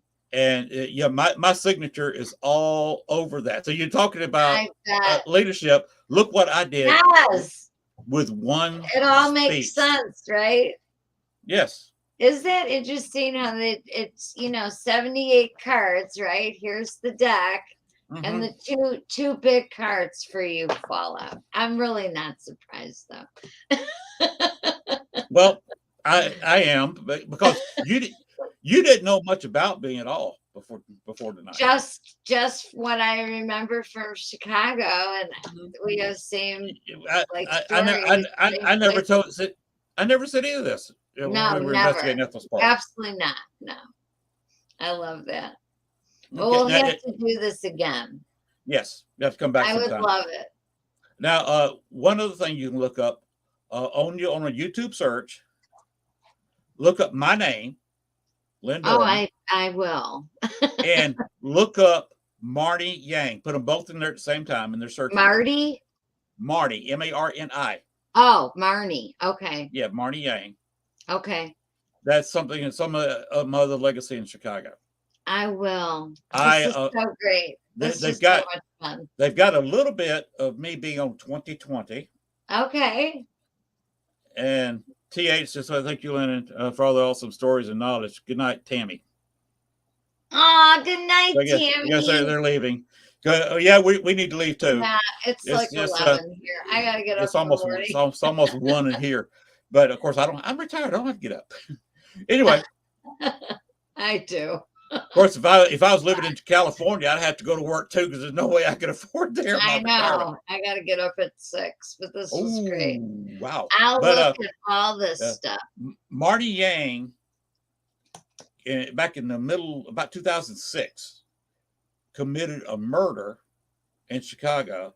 Okay. She was dating Sean Gale, who was a defensive back. I don't know if you know anything about football, but he was a player of the 1985 World Championship Bears, Super Bowl winning Bears in 1985. Oh, wow, yeah. He actually made an interception in that Super Bowl game. TH is still listening. So TH, look up Marty Yang, Lynn Dorman. Tammy. And look up Sean Gale. And what Marnie did, she was Sean Gale, of course, being a Super Bowl winning player. Like I said, he intercepted a ball. So he was no small contribution to the Super Bowl win. Right. He was dating about 15, 20 different women, Oh God. including Okay. Marnie Yang. Including her. All right. One of those other ladies got pregnant, and he was engaged to her. Uh-oh. He was still sleeping with these other women. Marnie disguised, put blackface on her face, got a Yeah. hoodie, bought a gun with the serial number gone, Oh no. went to his fiance's house, who was, like I said, about 6 months pregnant at the time, 6, 7 months, and emptied, it was a small automatic, Wow. emptied the gun into the other girl, including That's so sad. including 2 shots to the abdomen, intentionally killing the child. Killing the baby. Yeah. Yes. They got Wow. her, they convicted her of a double homicide, gluten infanticide, and gave her a life sentence for each one. She's still in jail. She's trying to appeal, but of course, what she did with the gun, they never found it because she bought some cement in a bucket, And buried it. put the gun in the cement. Oh my God. So she had it all planned. And then threw the bucket in a body of water that she never has mentioned. What, like Lake Michigan or something? That of the river. Oh, okay. And Wow. turns out she was, again, this is between me and you, don't tell anybody. I won't. She was sleeping with several married police officers in the Oh, suburbs. She lived on the God. north side, and in Chicago police officers. Yeah, my bio father was a Chicago police officer. All right. Okay. So you know how that goes. I do. I'm the product of an affair. I know exactly how it goes. So you know exactly what I'm talking about. I do. Wow, and- that's crazy. And she might supposedly bought some stuff from Home Depot of how to make a silencer. And they found a non-spent casing, which means it had bullets still in it, where the gun had jammed on her at the crime scene. Oh. And she had to fiddle with it, cock it, to unlock it, and to fire the gun again. So there's a non-spent casing laying on the floor. In other words, the whole bullet was still in the casing laying on the floor, where she unjammed it. The reason I bring all that up, and you know, where am I in this whole story? I wasn't there. I didn't see the. I was not having an affair with Marnie Yang. That's good. Yeah. You may not be talking to me right now. But we were several months earlier, like about a year earlier, before the crime. Yeah. At a real estate meeting. She was in real estate. Oh, okay. She was supposedly doing real estate deals for Sean Gale. Supposedly. And I was a little bit involved in the real estate market in Chicago. And we were at the same meeting. A guy was holding a meeting in his home. He had, you know how it is in Chicago. He owned a building with a loft. Okay. He lived there. You go to the second floor, and he had about half the second floor of the old warehouse as his private residence. Nice. Okay. And I saw this, I knew it was an old warehouse, and I saw this old elevator and did not have a down for repair sign or do not use sign. So I thought, this elevator's got to be 100 years old or more. I've got to ride in it. Right. So I jump on the elevator, and let me tell you something, it's a creeper. I could have climbed a rope quicker than this elevator moved. Wow. It was, in fact, I might could have pulled myself up and the elevator with me quicker than this elevator moved. Marty came in after me, went up the staircase, and was to the door before I got to the second floor. And I caught up with her. She was walking in the door. I opened the door for her, you know, with the back door. She hadn't seen me yet. And so, of course, you know yourself, some guy opens the door for you behind you, you're going to turn around and see who it is. Right. But you would probably, being the classy lady that you are, would look them square in the face and speak to them. Yeah. She didn't look me in the face. Why? The eyes went straight to my crotch. Oh, man. And she said, "Well, who are you?" I said, "I'm here for the real estate meeting." Oh, God. And that's how I got to know her, that in the real estate meeting. And that I was a sports That's photographer. wild. She was a former Budweiser girl. You might remember those. I do. I They do had the girls remember in the the bikinis Budweiser. that would Yep. go to beaches and do the Bud Girl Yeah. calendars. Oh, I'm She gonna was, look this up for sure. she Yeah, she was one of the Bud girls, that's and crazy. she admitted she was kind of athletic, so I did a photo shoot with her.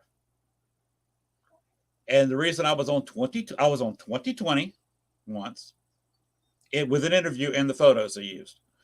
Okay. I was on Snapped, a whole show, a whole hour-long Snapped Oh, episode. I think I remember Snap. In fact, Snapped did last year did a vote by their listeners or Okay. watchers of their favorite Snapped episodes of all time. The 15, Was it 16 years they've been you? on. The episode I was on was their 15th favorite Oh, of God, all I their love it. seasons. I love it. I'm looking that up. I was on True Crime, which is an independent network. It's actually shown on independent stations, not the big, huge networks. And I was on CNN Headline, a show called Vengeance. It's shown on CNN Headline News every once in a while. So if you ever watched Vengeance, I was on the first episode, season 1, episode 1 of Vengeance. That's so cool. I was on that episode. And then a year or so ago, 2020 did a recap of the Marty Yang crime, a 2-hour show on the crime. And due to COVID, I was not going to fly to Chicago for an interview. Well, and they didn't want to send anybody to Arkansas for the interview. So they paid me for use of the photos and the video that I shot over. Oh, that's good. So True Crime, that's a lot. Snap, That's awesome. I got it all. Vengeance, and 2020. I've been on those shows, and that's why I can talk into a camera easy. I was, hell, if you can compare 2020, you can do anything. That's awesome. I love that. And being interviewed by people who know how to do interviews. Right. And I had to come up with the stuff out of my head from memory about my involvement with her. She did 2 changes. Took her about 20 minutes to change each time. After the photo shoot was over, she changes out of her clothes in front of me, completely strips. And there was a couch. Sleeping with 30 guys, her boyfriend was sleeping with 30 guys. She was sleeping with no telling how many. Well, right. She decides she's going to pose nude on the back of a couch that was there. Oh. And I don't know if you know the relationship between models and photographers. Well, I can imagine it's a little intense sometimes. Well, it's a lot intense, like police officers in loose women. Right. It's about the size of it. I get it. Yeah. So, that's why a lot of guys get into the model photography gig, because it's not just photos. It's easy peasy. Yes. Anyway, she was expecting some hanky panky going on, and it was about that time my wife walked in the door, and she knew my wife was a former power lifter. Oh, cool! I love that. My wife could do right at a 400-pound deadlift. Wow, that's Marnie impressive. Marnie may have weighed 115 to 120. Wow. So she could just toss her. In other words, she could have literally picked her up and thrown her across the room. Right. And Marnie knew this. So I heard her key hit the deadbolt, because in Chicago, everything's not just locked, but deadbolted. Yep. Double locked. Yep. The main door was open, so she was opening the security door, storm door, whatever you want to call it. Serves 2 purposes. I heard the key go in. I said, "Oh, Gail's home." The girl was dressed inside of 30 seconds, and as Gail walked down the 4 or 5 steps to the basement area, Marty flew past her as she walked in the door. Oh, I said, wow. "Oh, Gail, this is Marty. Marty, that's Gail. Hi, Gail." Whew, she was gone. Oh, wow. She Wow. literally flew out of that house. Good So thing. this is things I was relating to on 2020. I can't wait to look it up. I don't know if the 2020 interview is on YouTube. I don't think it is. They kind of keep that to themselves. Oh, But the Snapped episode and the True That'll Crime be on. episode and the Vengeance episode are all on YouTube. I'm going to look it up. Snapped, I you get can, the Snapped episode airs maybe once, I used to watch twice a that. year, Yeah. and when it on the shows it airs on, and Vengeance is shown about every other month. I I've seen love in the that. headline. That's so cool.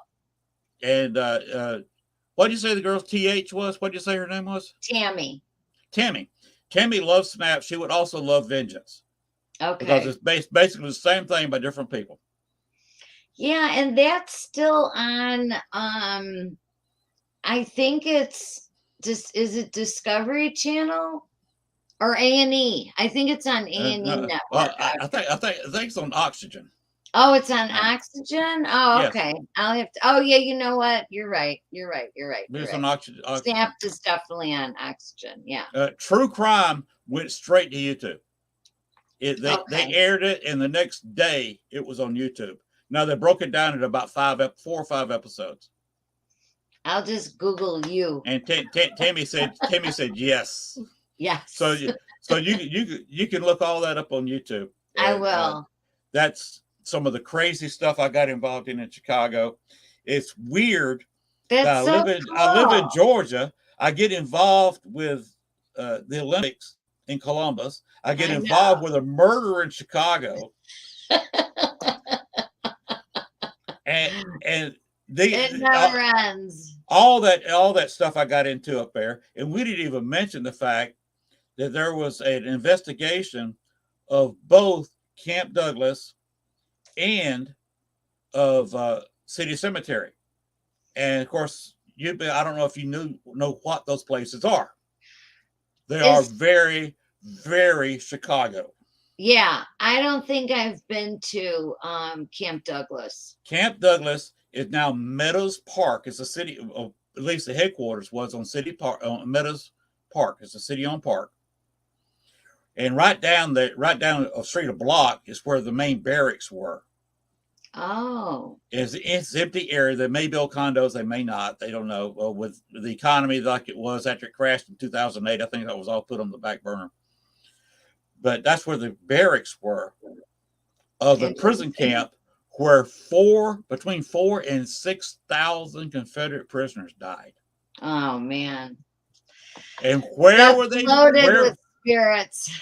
Where were they buried? They were buried in the Potter's Field in City Cemetery. Where is City Cemetery today? What is there? Considered in 1869, they moved it. They dug up. Well, they were supposed to dig up. They hired a guy to dig up all the bodies. Right.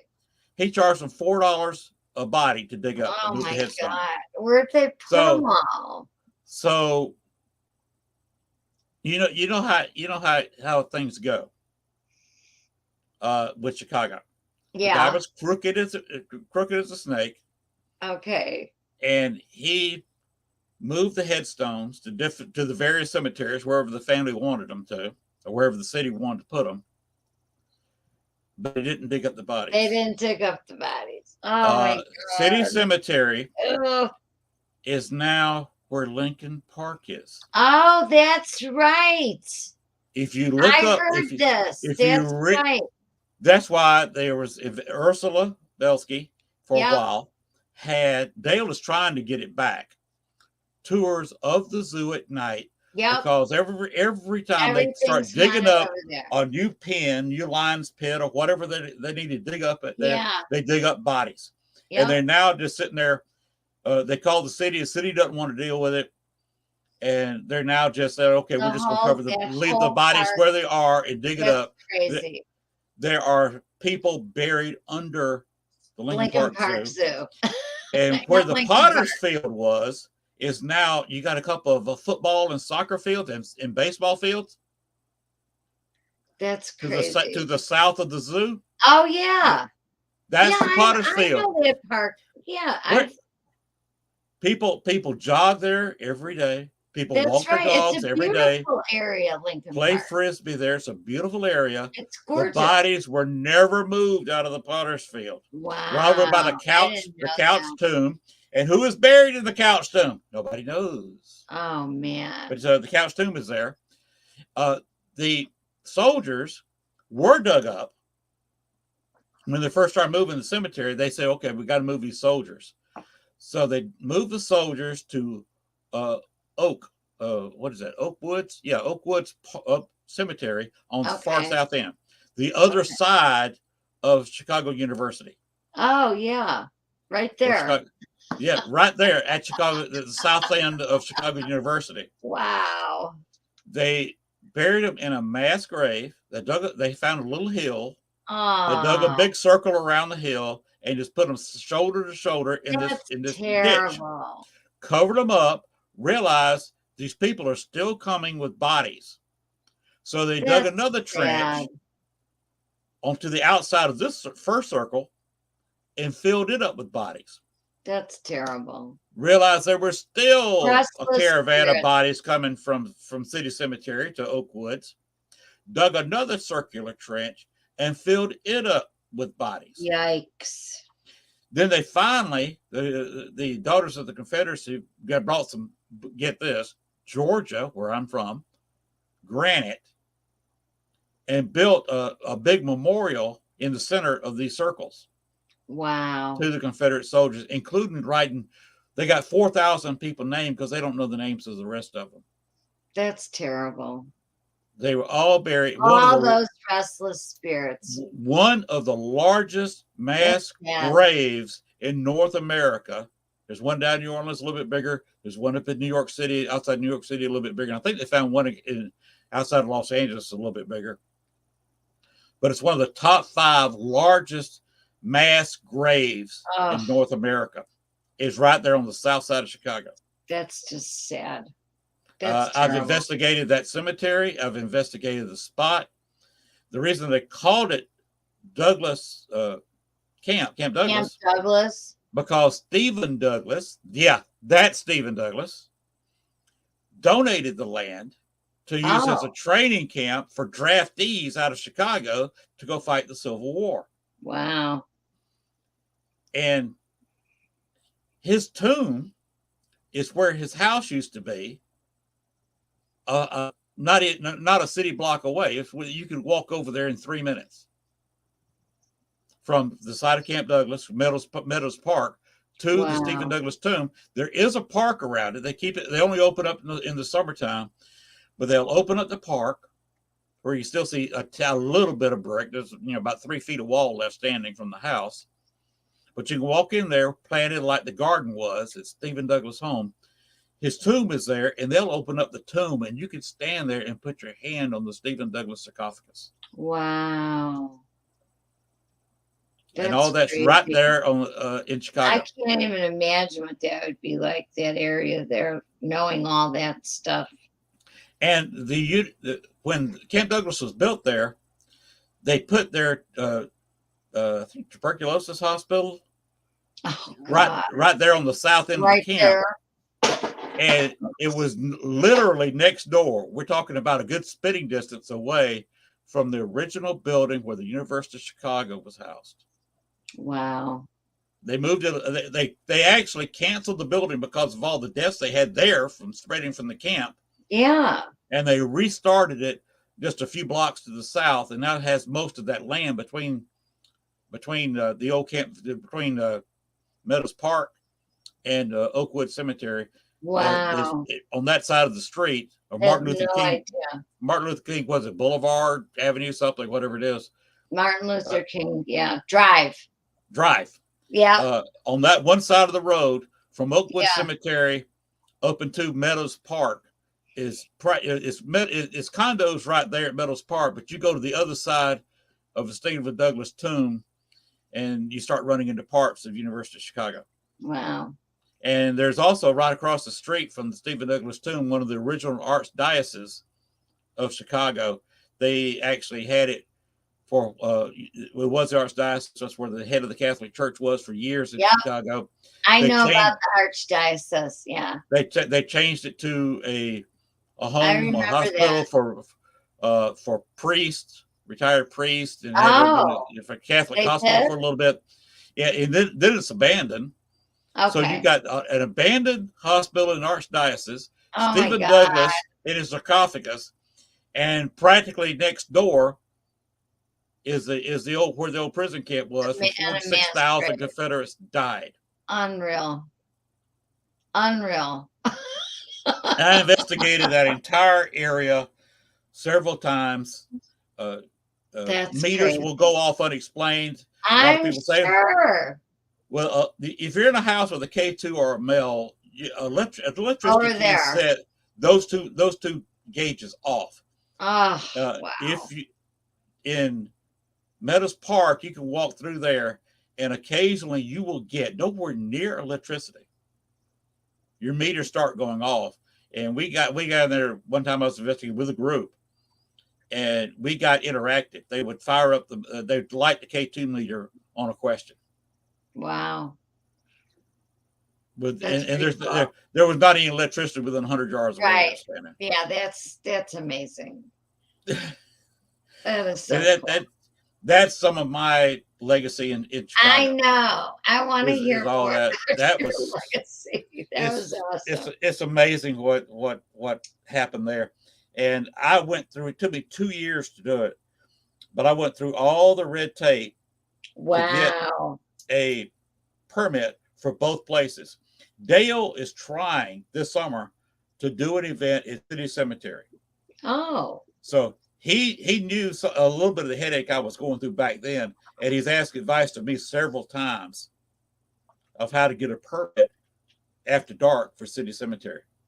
And he's going through the hassles now. He's almost fed up with it. He says, okay, they let people in the park till 11 o'clock at night. They're anyway. not cooperating. Right. They don't want people there.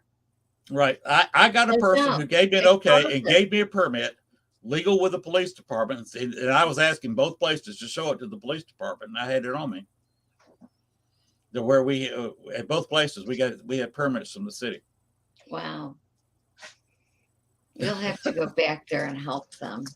Yeah, that's because he wants to have one. He's having a friend from I think England come over this summer, and he wants to show him a good time. So he's trying to get investigation at the Lincoln Park Zoo.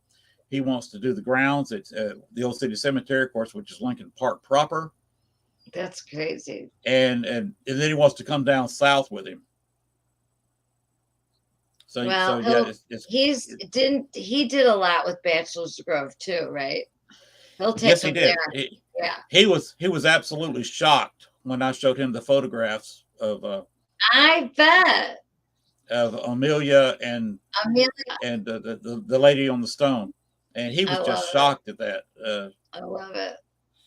But he said that's a person. He said he's That's confirmed. the way it is. He said I've got recordings where she confirms that recorded. Yep. On his website. I love it. So Dale and I are still very close friends. He's a great guy. That's nice. Yeah, he's a real nice guy. Yeah, we talk at least every other month. Sometimes we exchange. He's been a guest on this show. In fact, he was one of my first guests on this show. Oh, I love that. Well, thank you for having me. We will have to do this again. I would love to do this again. We have gone 3.5 hours. I know. And you got to go to work. When two cancers get together, right? Yes.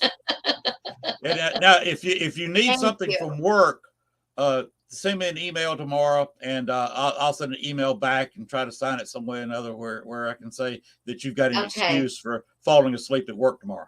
Oh no, I'm self-employed. I have clients early in the morning, so that's okay because of the time zones. Yeah, so I gotta get up at 6, so it's fine. I'll be fine. But thank you. This was so great. Please stay in touch, and I'm gonna I'll message you Colleen's information too. Okay. Yeah, to send it by messenger. because I believe in will. using Facebook for what it's designed to do instead of sowing hate, discontent, and arguing and all this stuff. Right. I'll I like just to send use it it for the to you there. show as a communications device, like what's his name designed it to be. Right. Right. I hear you. And good night to you. Good night. Thank you so much. This And was great. Have a great thanks to rest everybody of in the your chat day. room. And Bye, we will be, everyone. we will Thank be you. talking again. Okay, good. All right. Good night. God bless you. Good night, honey.